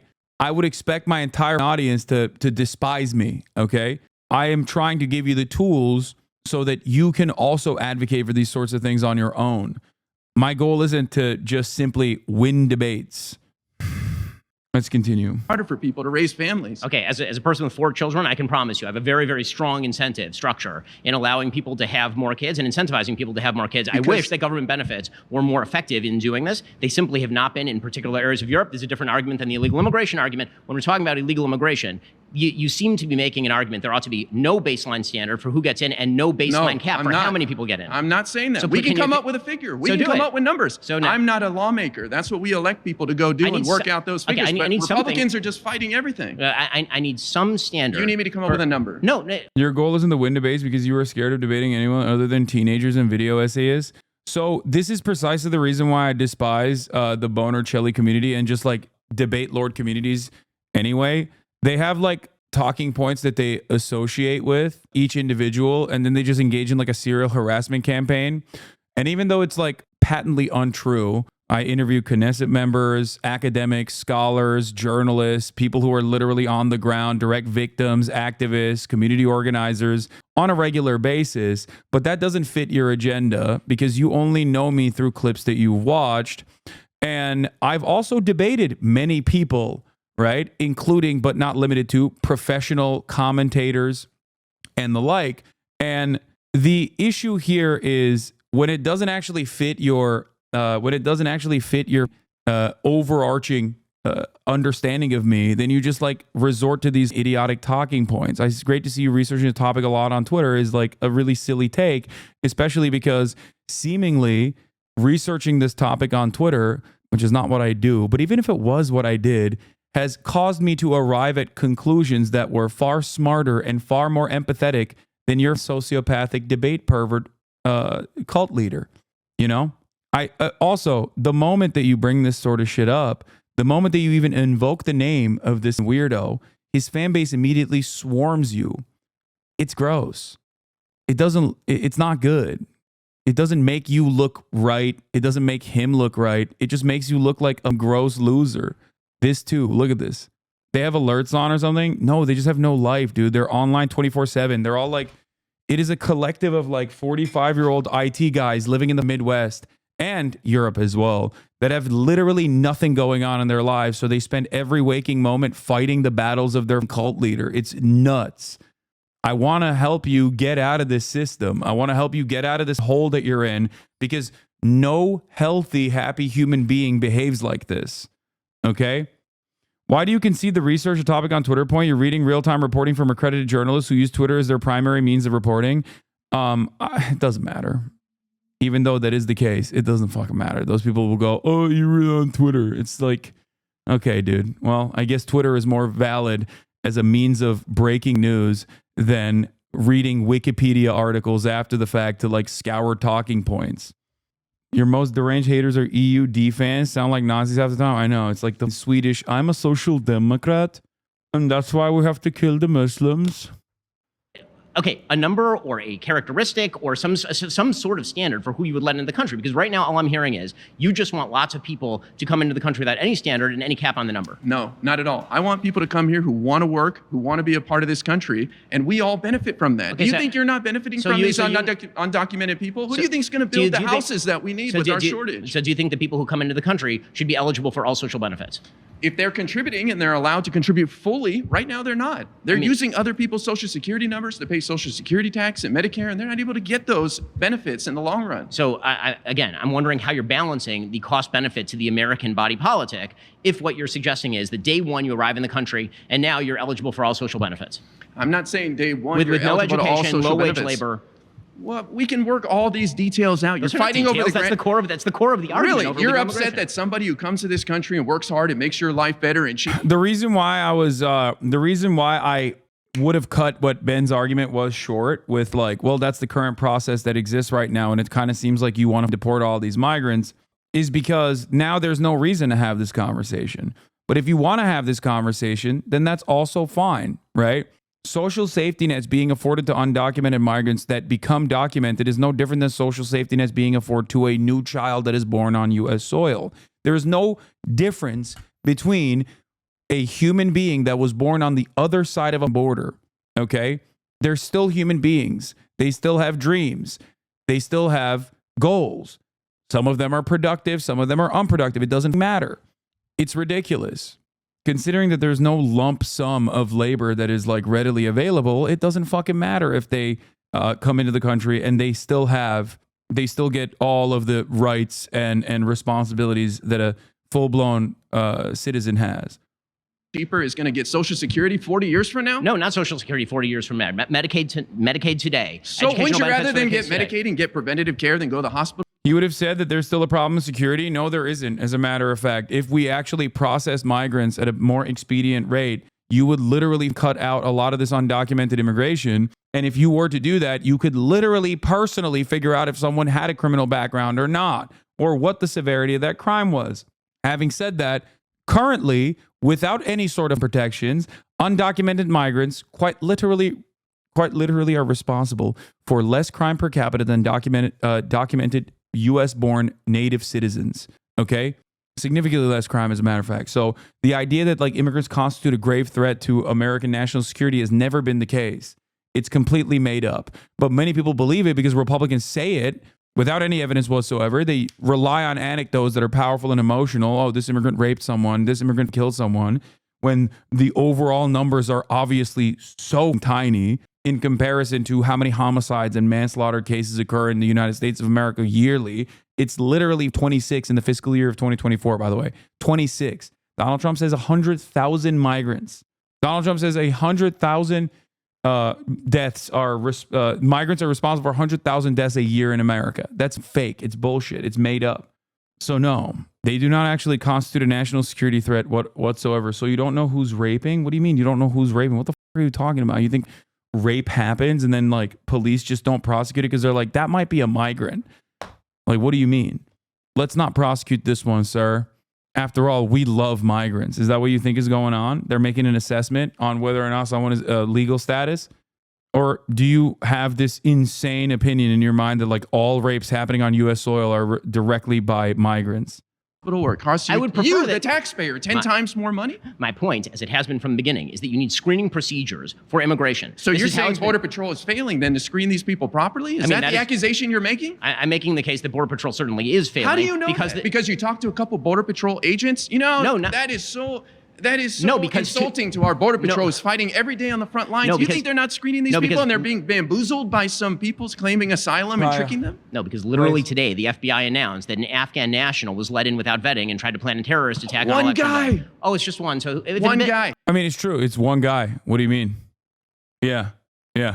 That's ridiculous. You're talking about 20 million people. I'll take those odds. 20 million contributing members of society versus one random person. Like 20 million, if the number that Ben is suggesting is correct. Yeah, one guy and he was stopped. I'll take those numbers. That's crazy, especially when there's no alternative. As a matter of fact, if you wanted to, the better process to do here would be, making sure that every single migrant that's crossing the border is processed evenly and adequately. Therefore, you know if they have a criminal background or not. You know how many terrorists were caught by the border under Trump? There are over three. Zero. There are over three. At least we're catching them. There are over. There are over. That's a good one. There are over three. First of all, it's not true because a huge number of people, we don't know who they are coming across the border between ports of entry. Second of all, you're talking in this country right now at least 300,000 minors. We have no idea where they are. That is nonsense. That is not nonsense. No, it is. It is ICE has lost track of them because it's voluntary for them to keep in touch with the system. They are not lost. They're released to their sponsors who have to go through background checks. You have no idea what you're talking about. They don't. You think 300,000 That's a good line. That is correct. That's good shit. minors are lost in America? Are you crazy? Yeah, dude. I'm saying that he's right. That's good. That's also good. Damn, he's cooking them.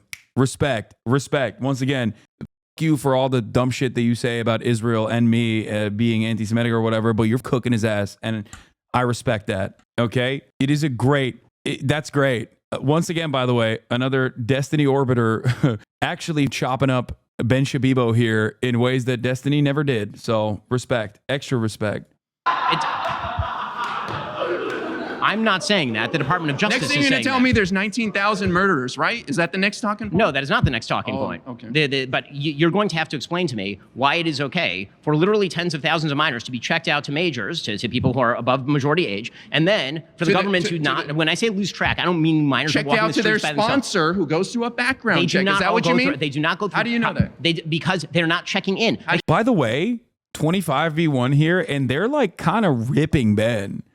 Like, I know I'm biased, but like this guy, I'm not inclined to favor at all. You know what I mean? Of course, I prefer him over Ben Shapiro every day of the week, but like, he's no fan of mine. I never thought that I'd be a fan of his, but they are ripping Ben, dude. Holy shit. I think the trans man set the stage so well. Like, I don't want to get into like body science or anything like that, but I think when Ben had the chair pulled out from underneath him with the trans man reveal. You know what I mean? Now it's like, now they're just taking turns and just having fun. Shane disarmed him so well. Yeah, it's crazy, dude. A huge number of people. Oh, it's voluntary. Why does our law allow for it to be voluntary then if it's not working? The law should not allow for it to be voluntary. Oh. And in fact, in some cases, it is not voluntary. So- and in fact, human okay, so- trafficking is going on at scale. It sounds like Yeah, the only people doing human trafficking at scale is ICE, by the way, but that's a different point. Or the Sound of Freedom guy. The Sound of Freedom guy. Oh my Lord. Oh, Jesus Christ. Let's look at that real quick. Remember when everyone was like, Sound of Freedom? You don't want to watch it because you're afraid? God, we've had so many arcs of like conservative mania in this country that we kind of forget sometimes. Where is it? Where's what's his name from the Sound of Freedom? Anti-trafficking activist Tim Ballard hit with human trafficking allegations in federal lawsuit. The former head of Operation Underground Railroad and inspiration for Sound of Freedom has already sued the plaintiffs for defamation in a previous suit. Tim Ballard, the anti-trafficking activist whose wildly exaggerated missions aboard. Is QAnon still even a thing? Yeah. Yeah, he was a white hat child sex trafficker, okay? You don't understand. The women once again lay out the narrative of being recruited by Ballard an hour to take part in rescue missions of trafficked individuals, only then to be groomed to become physically intimate with the married Ballard as a part of what he called couples ruse, intended to fool traffickers into believing they were romantically involved. The other side of the story is that they literally created a market for child kidnapping, okay? Because the people down there were like, damn, these white boys come over here and they just buy these children off of us. Great. Let's capture more. And then, of course, they bring the kids back and basically create an adoption scheme through churches. Now, I'm no big city lawyer.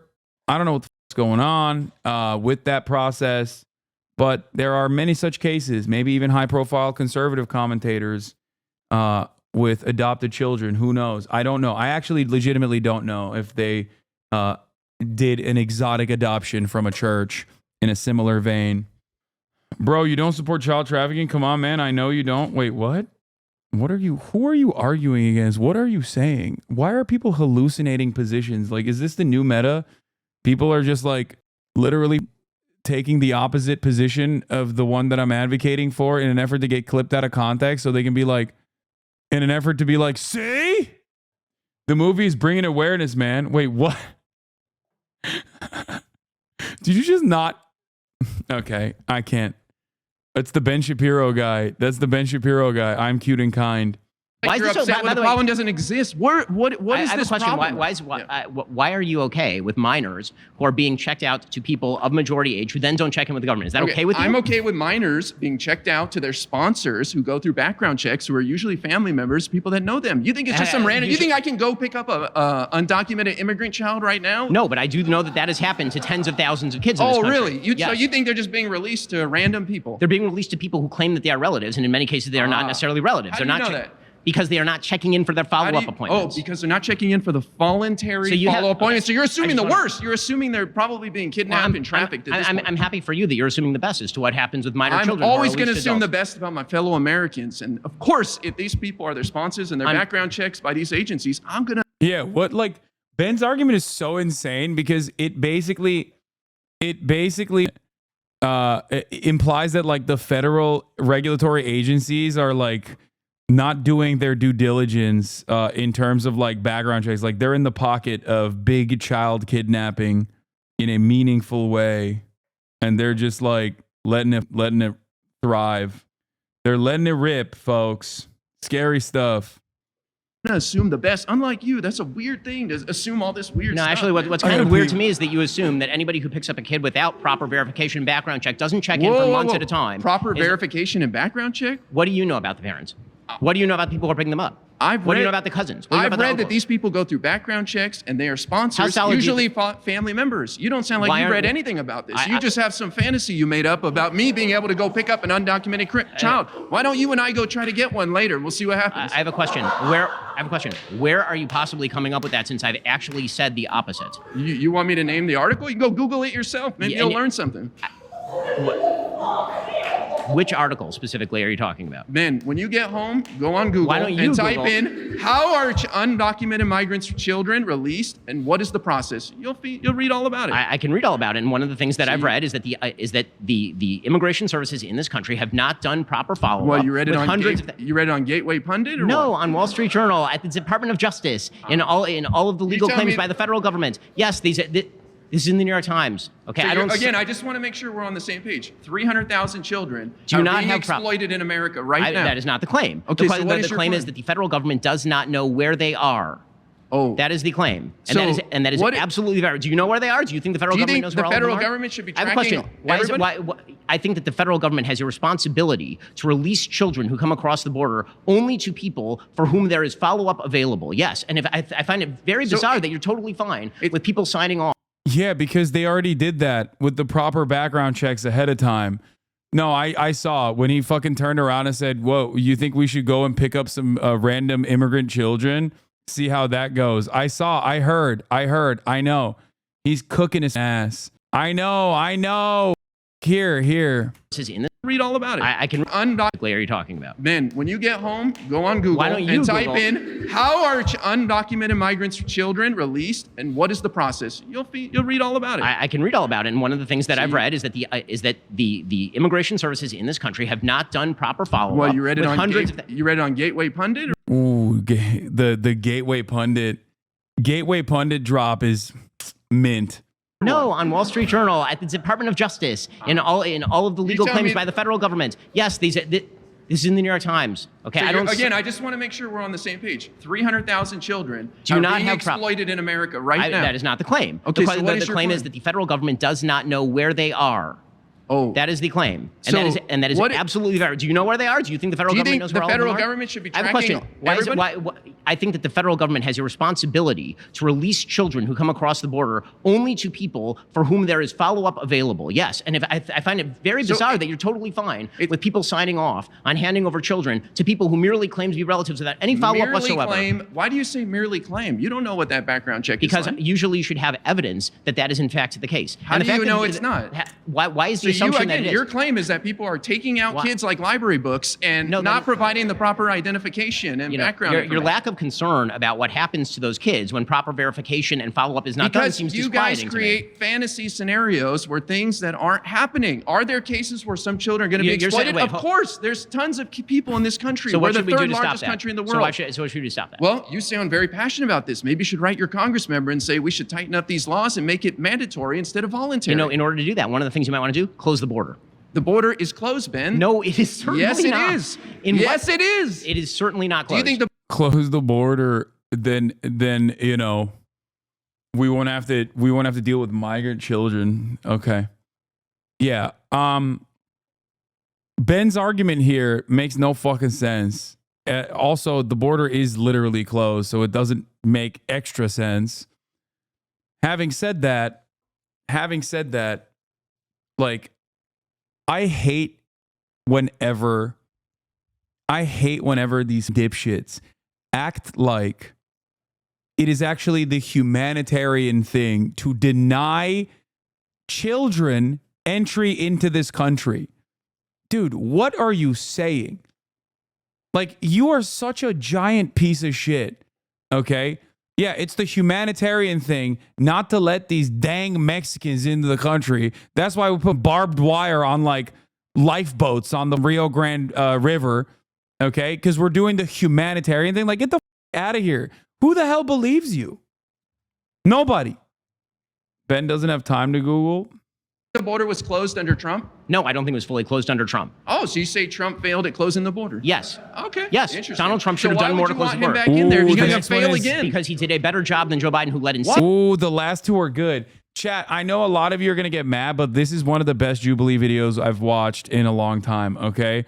Straight up, I think a lot of cooking has occurred here. It's also Ben Shapiro being humiliated and violated over and over again. Like, even though I'm not always the best, even though I'm not always like a massive fan of debate lording or debates in general, this is great. Why? Joe Biden 6.5 has million illegal immigrants. Joe Biden has the exact same border encounters right now as Trump at the end of his administration. I have a question. If Trump was on pace to let in 900,000, if that was the case, a year. I have a question for you. Sure. Why is it that after a president allows in, through pure executive order negligence, having walked back the executive orders that created the policies that you're now praying, I mean, if you want to call it purposeful, call it purposeful. On day one, they reneged on Remain in Mexico. They changed the standards by which asylum was claimed. Mexico's got to play. It takes two to tango. Mexico didn't want anything to do with Remain in Mexico. Remain in Mexico was the American policy. It was Joe Biden who walked out on Remain in Mexico. There's also a small number of people. It's like a couple. I hate Remain in Mexico. It's such a stupid policy.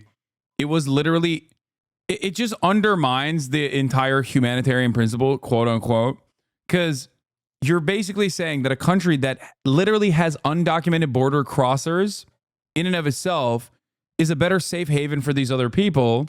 And the only way to get that country to also be on board with it is because we threatened them. Like a sanctionable country that is afraid of American sanctions is going to be a decent space in terms of humanitarian help that we can afford all these people that are, seeking asylum. It's bullshit, especially when, once again, there is no underlying fundamental problem with migration into the United States of America. This is a nation of immigrants, okay? Tens of thousands of people. The unprecedented level of illegal immigration is apparently totally fine with you under Joe Biden. No, listen, we need more people in this country, Ben. There's no legal means for them to come in that are reasonable. So these people are forced to come in through the... What do you mean that's not true? Why'd you say we need to have more babies then? It absolutely is true. He's right. He is right. The only reason why we haven't fallen under the same age trap that all of these other developing nations have fallen under is because we have unlimited migration, virtually unlimited migration into this country. That's it. The only issue you have is what they look like, okay? That is why this is white nativist, okay? Inherently, that's it. That's it. You just want more white babies. And there's no mechanism of enforcement. And I guess maybe if you make abortion illegal and then deport every migrant and then make miscegenation illegal again, only then could you possibly try and enforce these demographic goals. It's so stupid. And one must ask the question, why? Why should we do that? What the who gives a southern border? Because there's no other way. There are hundreds of thousands of people who come into this country every year legally on visas. Yes, and that process is difficult. We need a lot more people than hundreds of thousands. So you're making a case for broadening legal immigration, yes, but you are not setting any standard or numbers by which we are supposed to adjudicate whether this is good or bad. That's not my job. All I know is it's too difficult so right now. So you're not making an argument at all. You're making an argument that basically we should just legalize everybody who wants to come into the country. Not at all. I'm fine with the number. Hold on. You have not set a number. You have not set a standard. You have suggested you're utterly fine with what happens to minors if they are released to adults without proper evidence. I have not. You have not suggested that there is no major problem with exploitation. He's big mad, dude. God damn, he's so upset. Holy shit.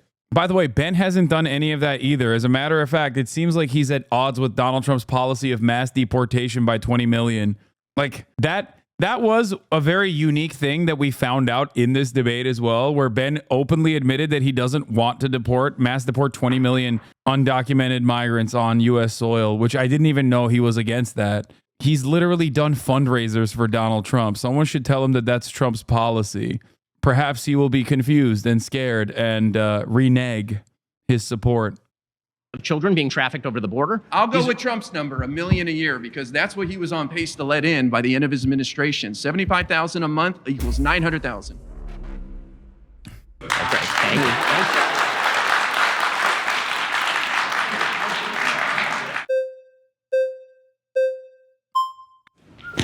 Good for you, dude. Hey, thanks. Terror to meet you. So I'm just really unclear about what of her policies do you think are bad? Because I'm not sure I heard that yet. Okay, the revocation. So I think first we have to define what we think her policies are. Yeah, please do. Okay, so there is the policy that was implemented under Joe Biden, and then there's the policy that she seems to have adopted over the course of the last 45 to 60 days when she was actually running for president, where she seems to have adopted many of the prior. That's not true. The policy that she's adopted is the same policy of the Biden administration, which she's the current vice president of, which was implemented more than a year ago when the Biden administration, perhaps in the most foolish way possible, decided to go right wing on developing a bipartisan border bill. Okay, so no, it's not Kamala Harris adopting this border policy randomly. It's Kamala Harris defending Joe Biden's border policy, which, you know, she happens to be a part of that administration. So it's bad policy in general, but I don't think Ben disagrees with it. I think Ben likes that policy. He just doesn't like that Kamala Harris is advocating for it because it kind of cooks him. It kind of cooks his position. Immigration policies of the Trump administration. So which one do you think is actually her position is sort of the open question about Kamala Harris? I'm assuming that the record of the Biden administration provides a pretty good track record as to what she would do with the border were she made president. I mean, I think what's really clear that I feel like you've overlooked a lot is that a lot of the things that Joe Biden has done that you don't love are because he first tried to do things the right way through legislation.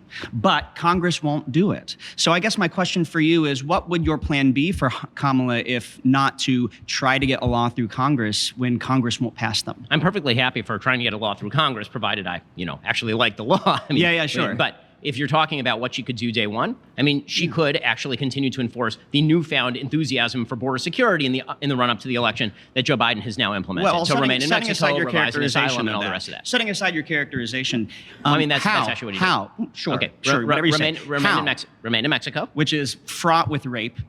Remain in Mexico has been found to be really dangerous for the people who are stuck there. Okay, and it is also a fact of the matter that if you're talking about controlling the border, remain in Mexico is a better way to control the border than simply releasing people into the interior with a come back to court date. So you feel that would be better than, say, funding border security and related agencies to house those people safely? It is generally not a matter of funding at the border.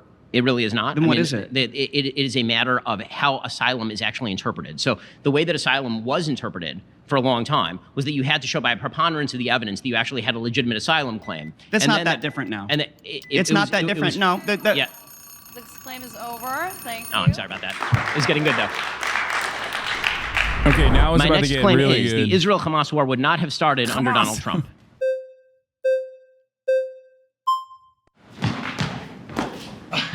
It's good. This process has gotten more conciliatory So this is Mohammed over the course of time.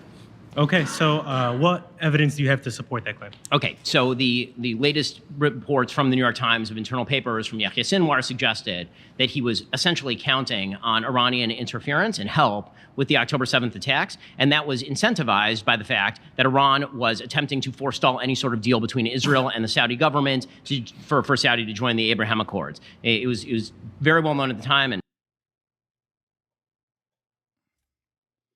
Yeah. Sure, Ben.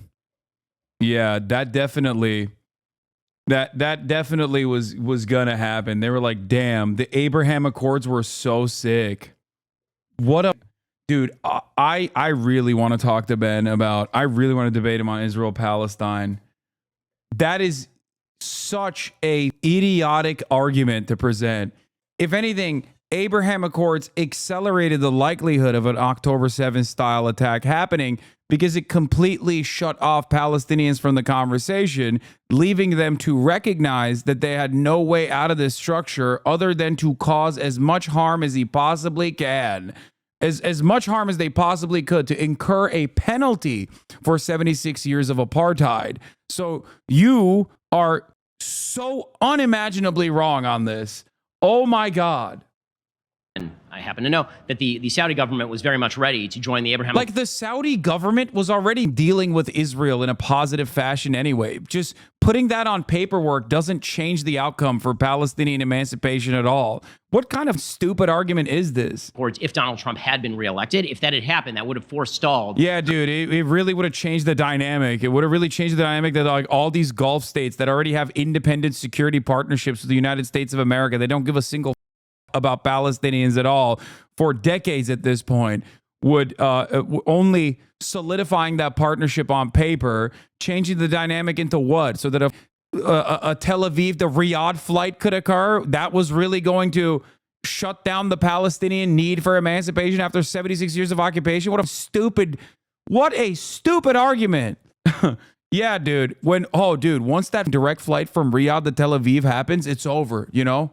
It's over. No more Palestine. All of those Palestinians, okay, 5 million of them, 2.5 in the West Bank, 2.5 in Gaza, they just perish. They go, no! Has this guy ever talked to a Palestinian American? Probably not. The only Palestinian he's talked to is the son of Hamas guy, the Mossad agent. Hamas action, because the incentive to have done what happened on October 7th would largely have been gone at that point. The entire purpose of that attack was to prevent the formation of a broader Sunni-Israeli alliance in the Middle East. Do you think...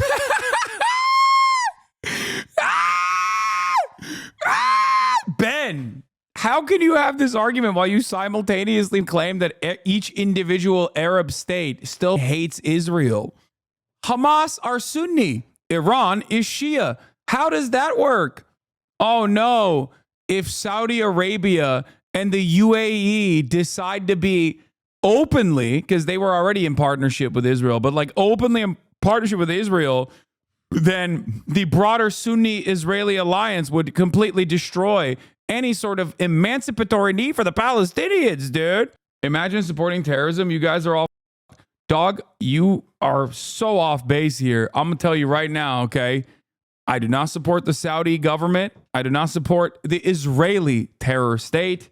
And nor do I support America's foreign interventions in the region. I do not support terrorism at whatsoever, okay? If you come in here and reflexively hit that, imagine supporting terrorism, you guys are all...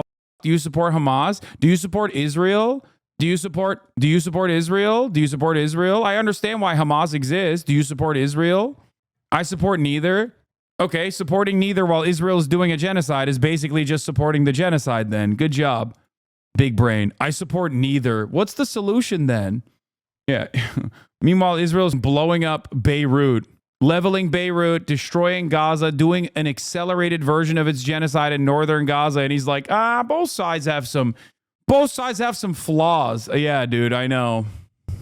Good one. He's not a centrist. Don't say he's a centrist. He is a Israel supporter. He supports Israel. He's just too ashamed to openly admit that. So he tries to do this cowardly thing where he's like, I support neither. I think the incentive of October 7th was simply Iranian plot.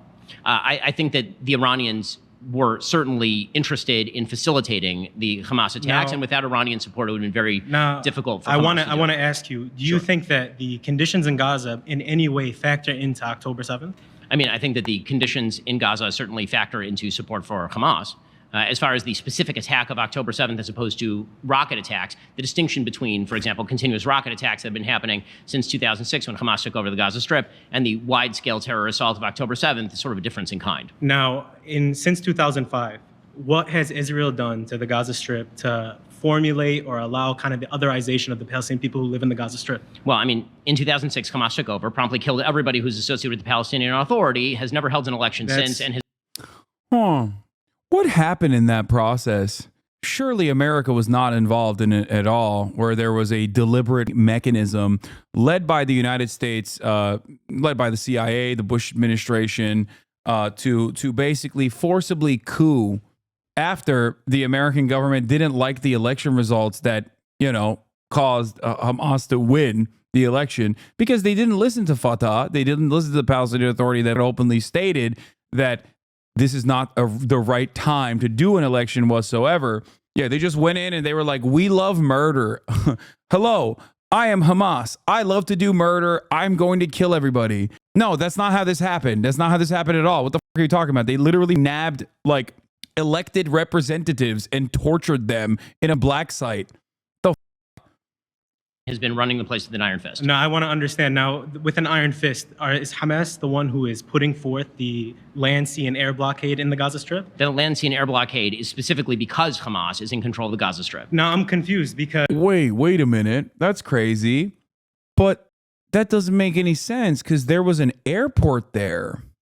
There was an airport there. That was before Hamas took over. What happened to that airport? That's interesting.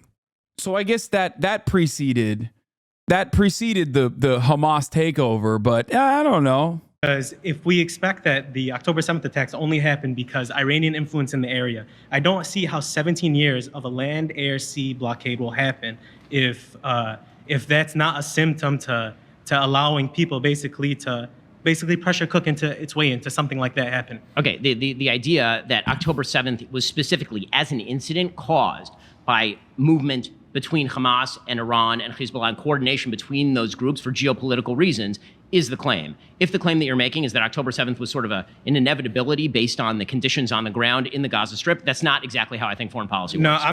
Wait, what? That's exactly how it works. What do you mean? If you keep pummeling people relentlessly, yeah, they're going to strike back, especially when you have openly showed them. Why are you scared to debate someone face to face? You seem confident in your argument. Crazy how he told you his opinion. All you say you're lying. What? You think I wouldn't debate Ben Shapiro? Were you not here literally 3 minutes ago when I said I would love to debate Ben Shapiro, especially on the issue of Israel-Palestine, because he is completely, everything he's saying is nonsensical? It shouldn't have to be Ben. Wait, what? Why shouldn't it be? Ben Shapiro is the person that we're talking about. I would love to debate Ben Shapiro, especially on this issue. Ask who he suggests, lol. Yeah, who he suggests is going to be Mr. He's an anti-Zionist now. He's not the only one to debate is the point. Yeah, I know. And then I'll debate someone, and then you'll turn around and be like, well, that guy was stupid. You should debate a smarter person. And then I'll debate them. And then you go, that guy was also stupid. You should debate a smarter person. And we'll just keep playing this song and dance over and over again. You got it. I'm saying foreign policy works in the sense that you can't ignore the overlying cause of an issue. So, yeah, I've been on Piers Morgan multiple times at this point debating this exact issue, by the way. I guess we forgot about that. I guess I forgot about that too. No, they'll just say you got destroyed no matter what happened. Yeah, I remember that. Remember when I went on Piers Morgan and I thought that like I got a little too heavy-handed with my commentary on Piers Morgan, and then Divorcelli's entire community like ran the full court press to be like, oh, he got owned. And then TikTok started coming out and everyone was like, that was the coolest thing I've ever seen. Please do that more and more. We love to see that. That was cool.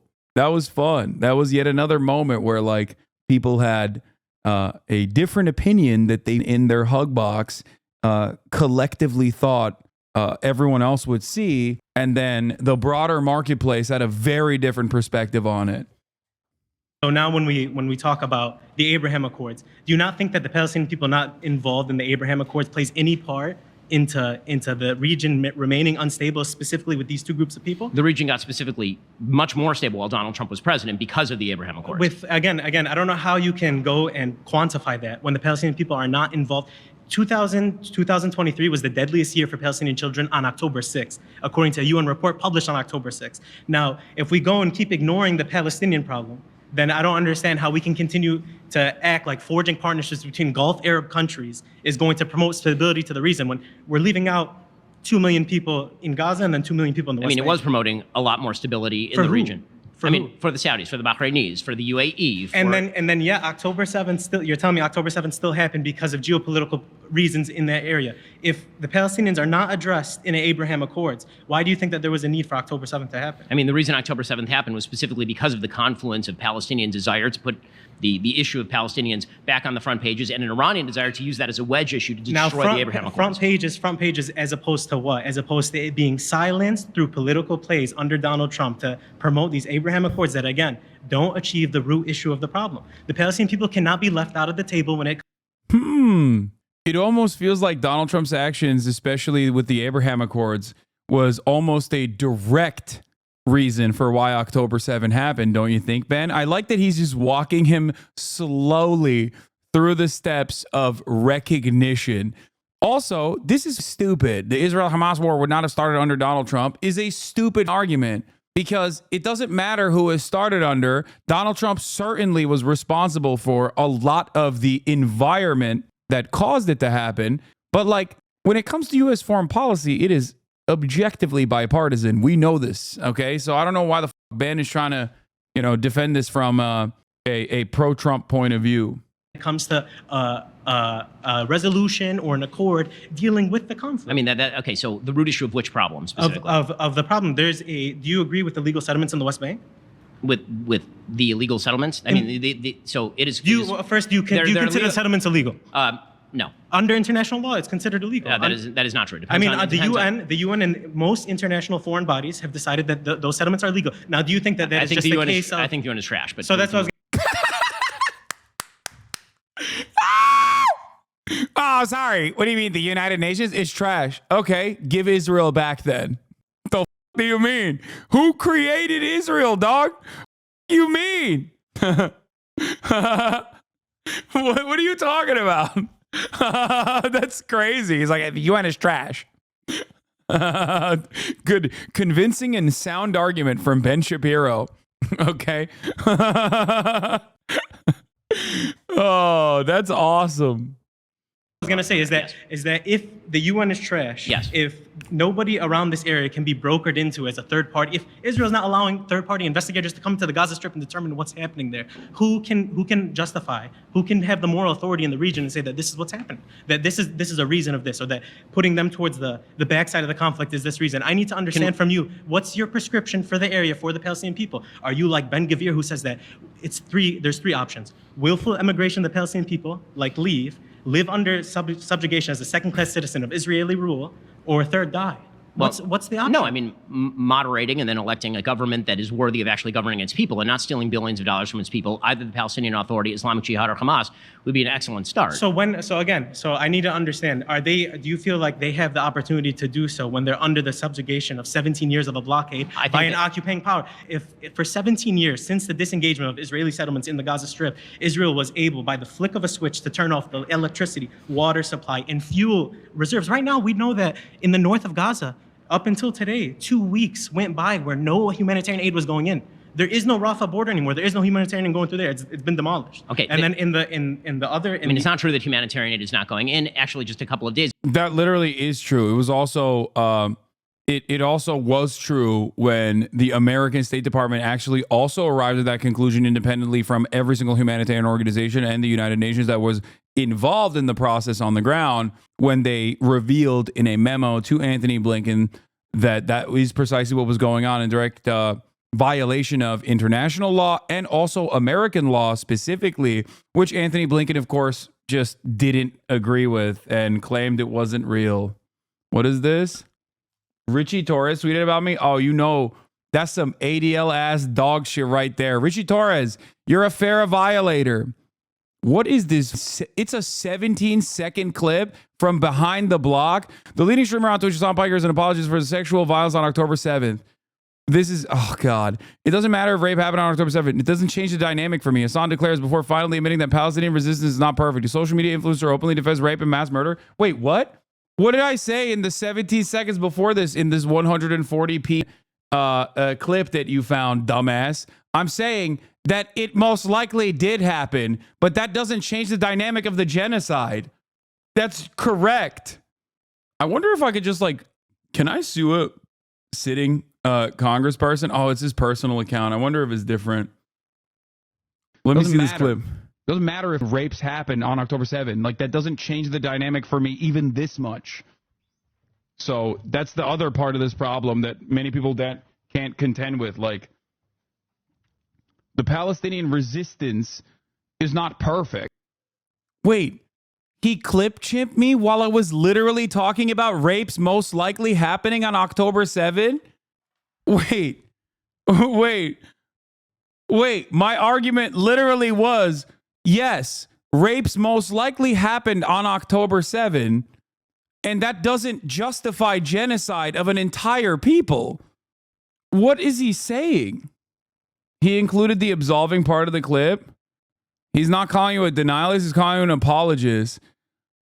A social media influencer openly defends the rape and mass murder of Jews is not only accepted but celebrated in our society. What does this reveal about the depth of anti-Semitism in the American soul? If America believes Jewish lives matter, then America should stop popularizing influencers who popularize anti-Semitism.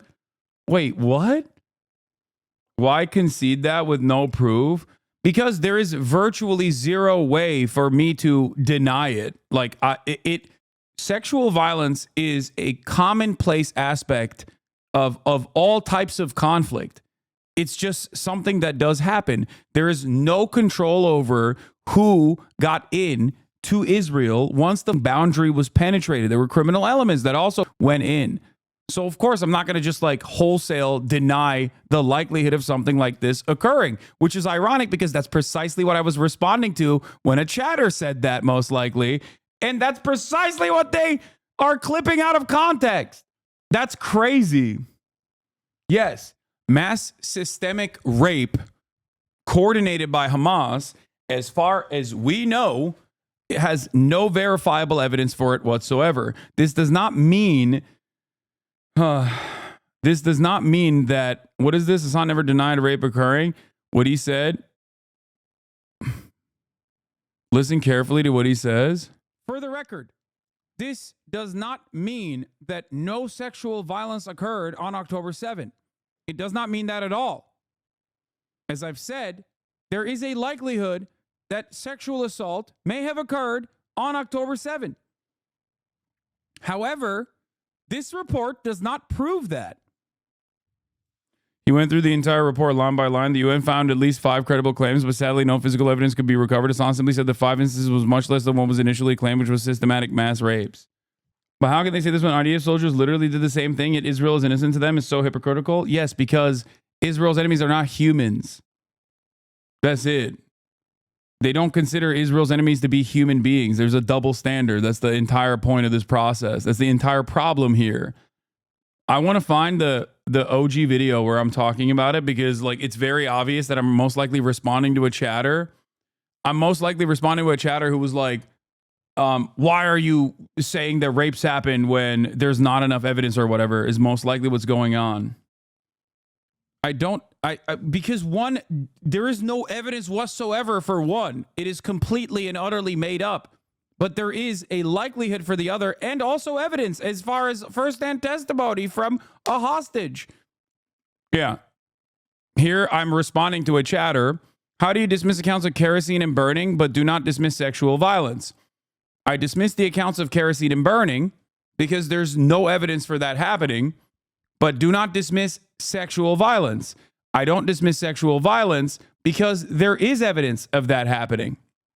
This is quite literally me arguing with a chatter on the likelihood of sexual assaults happening on October 7, or not even October 7, but since then.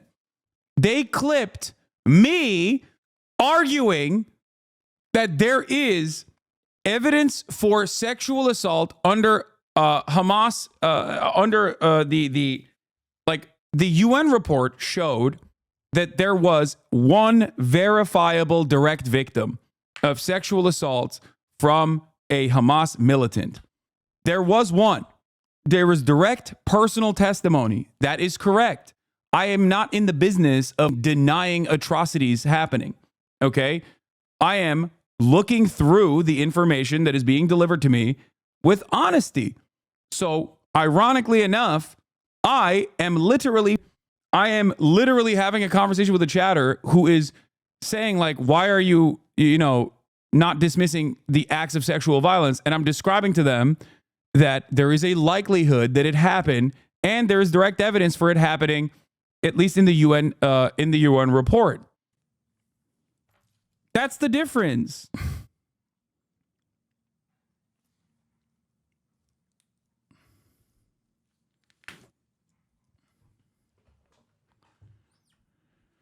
The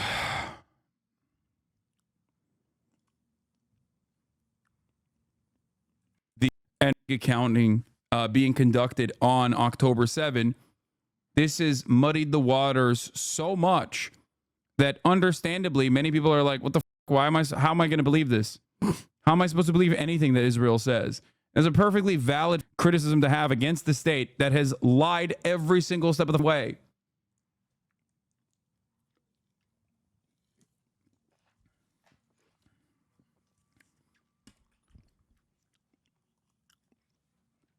Many hostages have records of saying two different things. Also, how are you sure Israel didn't force them to lie? That's ridiculous. By the way, none of which justifies Israel's actions.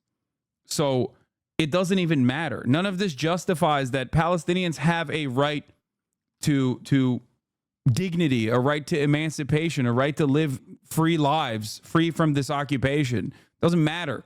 Doesn't matter if rapes happen on October 7. Like, that doesn't change the dynamic for me even this much. Wow, I wonder why they clipped the beginning.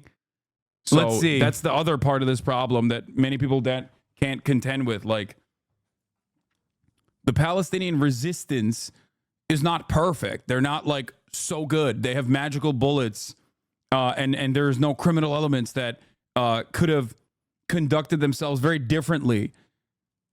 Like that doesn't change the dynamic for me at all. It's so stupid to act like, no, they're perfect. They were perfect on October 7, and they were conducted themselves perfectly. Yeah. What's the, like, they are not perfect victims at all. This sucks, to be honest. Wait, what do you mean this sucks? My argument sucks? You think it justifies genocide? What are you, stupid? This is me recognizing that there were atrocities that took place on October 7 in the hands of both the Palestinian militancy and also criminal elements that escaped the Gaza boundary. The f are you talking about?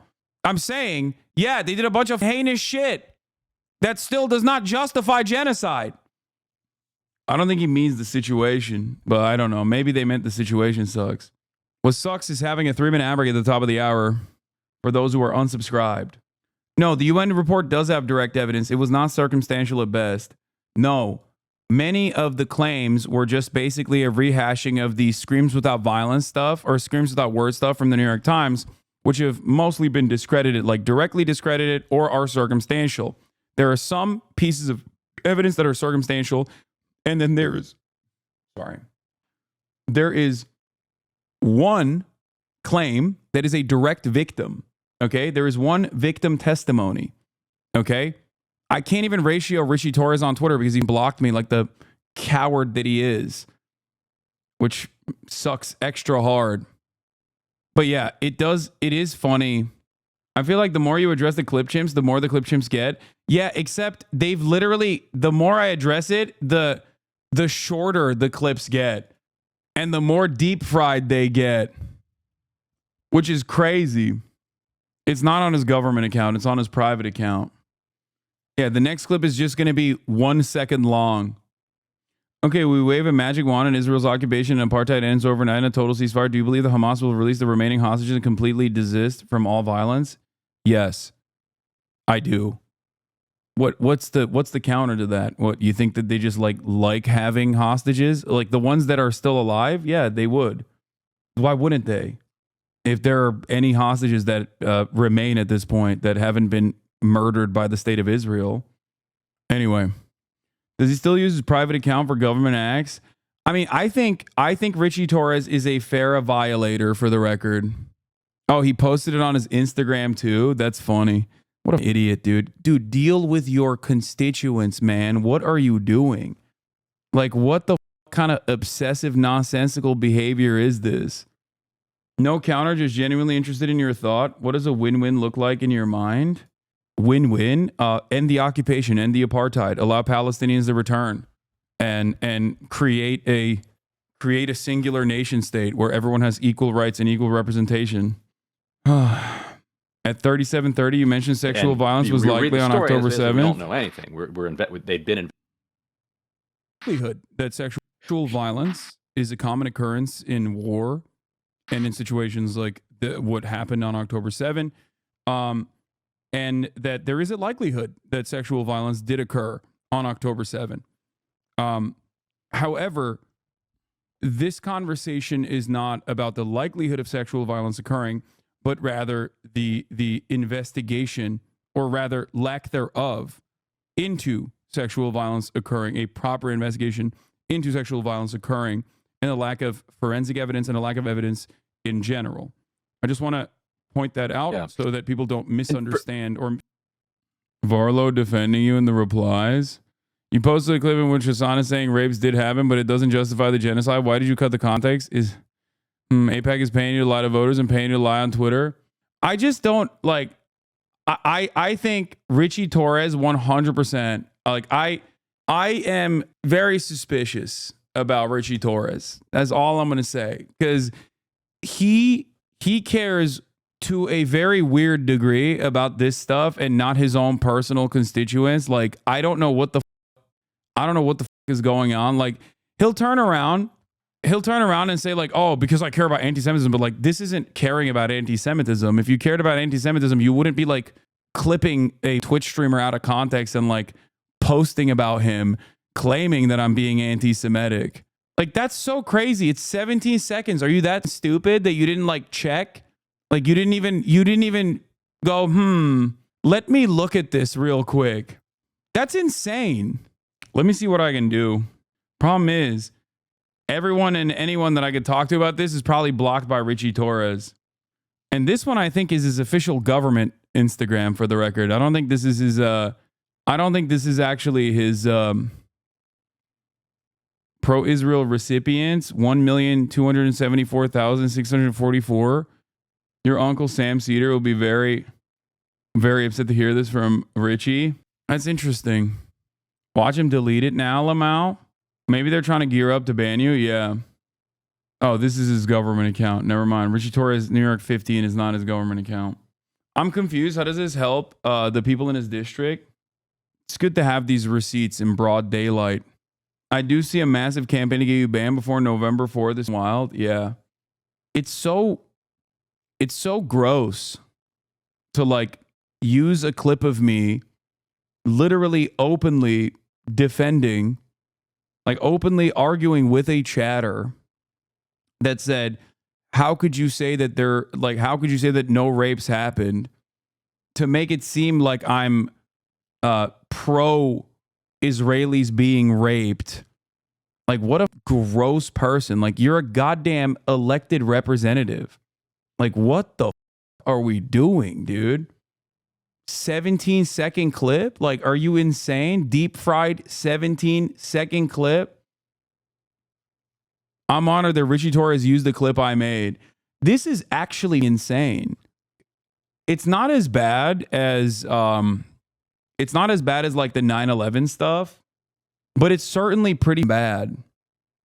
It's crazy because you haven't done anything bannable recently anyway. Like, if you get banned, that'll just mean public institutional pressure works on Twitch moderation. Yeah, but it does.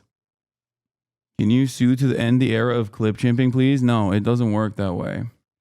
Like, there's nothing you can really do about it. People just yell. You just let it go. People yell into the void for the most part. All right, let's get back. Just a couple of days ago, because since October 1st, there was no aid going to the northern part of Gaza. Because there are ongoing anti-terror operations in the north of Gaza. So does that mean that the civilians who are in the northern Gaza are not subject to humanitarian aid because there's a military action by an occupying force? It means that there's no actual excellent way of distributing that aid. This has been a major problem with the humanitarian aid throughout. The last time they sent 100 trucks, this is what I was going to mention, they sent 100 trucks of humanitarian aid in just a couple of days ago. Before October 7th, 500 trucks were needed to sustain life in Gaza. 100 trucks were supposed to say thank you. At least half of the aid is being stolen by Hamas and then resold at higher prices. I need you to understand that almost every international humanitarian rights group says that this humanitarian crisis is man-made. It is man-made. I agree that it's man-made. And I know who you think the man is. Yes. I'm telling you, there's only... It's not Hamas. Wait, does Hamas have any agency here at all? I'm telling you that right now, if you want fair... Do the Palestinians have any agency here at all? The Palestinians absolutely have agency, but again, with an occupying force, what does that agency limit to? If a Gaza fisherman can't go 6 miles past the nautical line that Israel has arbitrarily placed, what agency is there to Why do you think that Israel placed that line? Again, that's what I'm telling you, is that how Just do you for fun expect... or what? Do you think Israel wants soldiers in the Gaza Strip? Again, here's the thing. I know that high level cabinet members in the Israeli government right now is saying that we're going to resettle in Gaza. That this is the plan. That we're not going to position in the Israel. If I get banned, I'll go on YouTube. Chat, calm down, okay? Like, I'm not gonna stop streaming, okay? I don't think I'll get banned anyway. It would be ridiculous for me to get banned because like someone clipped a 17-second clip from 6 months ago where I'm arguing the exact opposite position that they claim I'm arguing. It's ridiculous. I mean, there is no, like I said, there is no end to the pit of despair. All right? There is no end to it. And they'll just keep up the pressure until it fizzles out. There's an election coming up in literally 12 days. And this is what a congressperson is like worrying about. How deeply unserious. To be honest, I'm surprised it took this long to do a major hate campaign. No, it hasn't ever stopped. What are you talking about? The only difference now is that like Ethan is involved. What are you talking about? If it's a bunch of groiper Nazi adjacent losers doing this shit, it doesn't fucking matter. When it's actually a massive content creator with a relatively progressive audience that has been around for 10 plus years, that's also now making these exact slanderous claims, it's going to be a lot more, I guess. He's lost credibility lately, though. It doesn't matter. He's lost credibility in the public eye, but we're talking about institutional credibility. Institutional credibility is very different than institutional credibility is different than the public eye. Or is Ethan behind this? No, I'm not saying it's Ethan behind it. It's not Ethan that is directly behind it. I'm saying that like the dynamic is different now because Ethan is also saying it. Yeah, and they got the ADL to take a look at it too. Not gonna lie, if I was in your position, I'd such have a huge ego knowing that people are actively trying to ruin my stream while knowing I have nothing to hide. No, it doesn't. It doesn't work that way. It's still dog shit. I don't want any of this to happen. I just want them to leave me alone. Link me the Hasanabi Productions tweet and I'll retweet it. Maybe the one case where drama freaks in this chat should find evidence, and I hate drama freaks in this chat. Yeah, I mean, compile everything that you see, but it's more so like a mass letter writing campaign that stuck, that like got ADL. Here. He deliberately lied and cut out the part where he says rapes did happen, but it doesn't justify the genocide. Not only that, but it's like I'm arguing with someone who's saying their goal is to either get you to quit streaming or to get you banned from everything. They're even pressuring people who collaborated with you like Maya and harassing you. It started immediately after the whole Asman thing. They won't stop at any point until they make you stop. Yeah, the problem is the more they do this, the more stubborn I get. So it's not, this doesn't change my convictions. And more importantly, it doesn't change the truth of the matter. They send direct messages. They send direct messages to fans all day, every day. They try to make it like as toxic as possible to collaborate with me and shit like that. But it doesn't matter, We broke the link. What do you mean? Broke what link? Go slap a context note under Richie Torres's tweet if you can. Because it's like that's the other ridiculous shit. Little bro watch himself in clips of himself. Yeah. Richie Torres is insane. I mean, he is a psychopath. New York Representative Richie Torres docks his college teacher for mentioning Israel genocide in class. Like he is vicious. Monster. It worries me because the TwitchCon panel got banned even with the context. I know. Anyway, all right. I'll get back. This is 9 hours today, dude. I'm tired. I'll get back. I'll finish the Jubilee video tomorrow. We'll do the Israel-Palestine section on the Jubilee video tomorrow because it seems like, dude, it's just, I can't finish it. It's too long. But you already expected that because it's a 1 hour and 40 minute banger. Banger after banger. Anyway, love you guys, and I'll see you tomorrow. All right?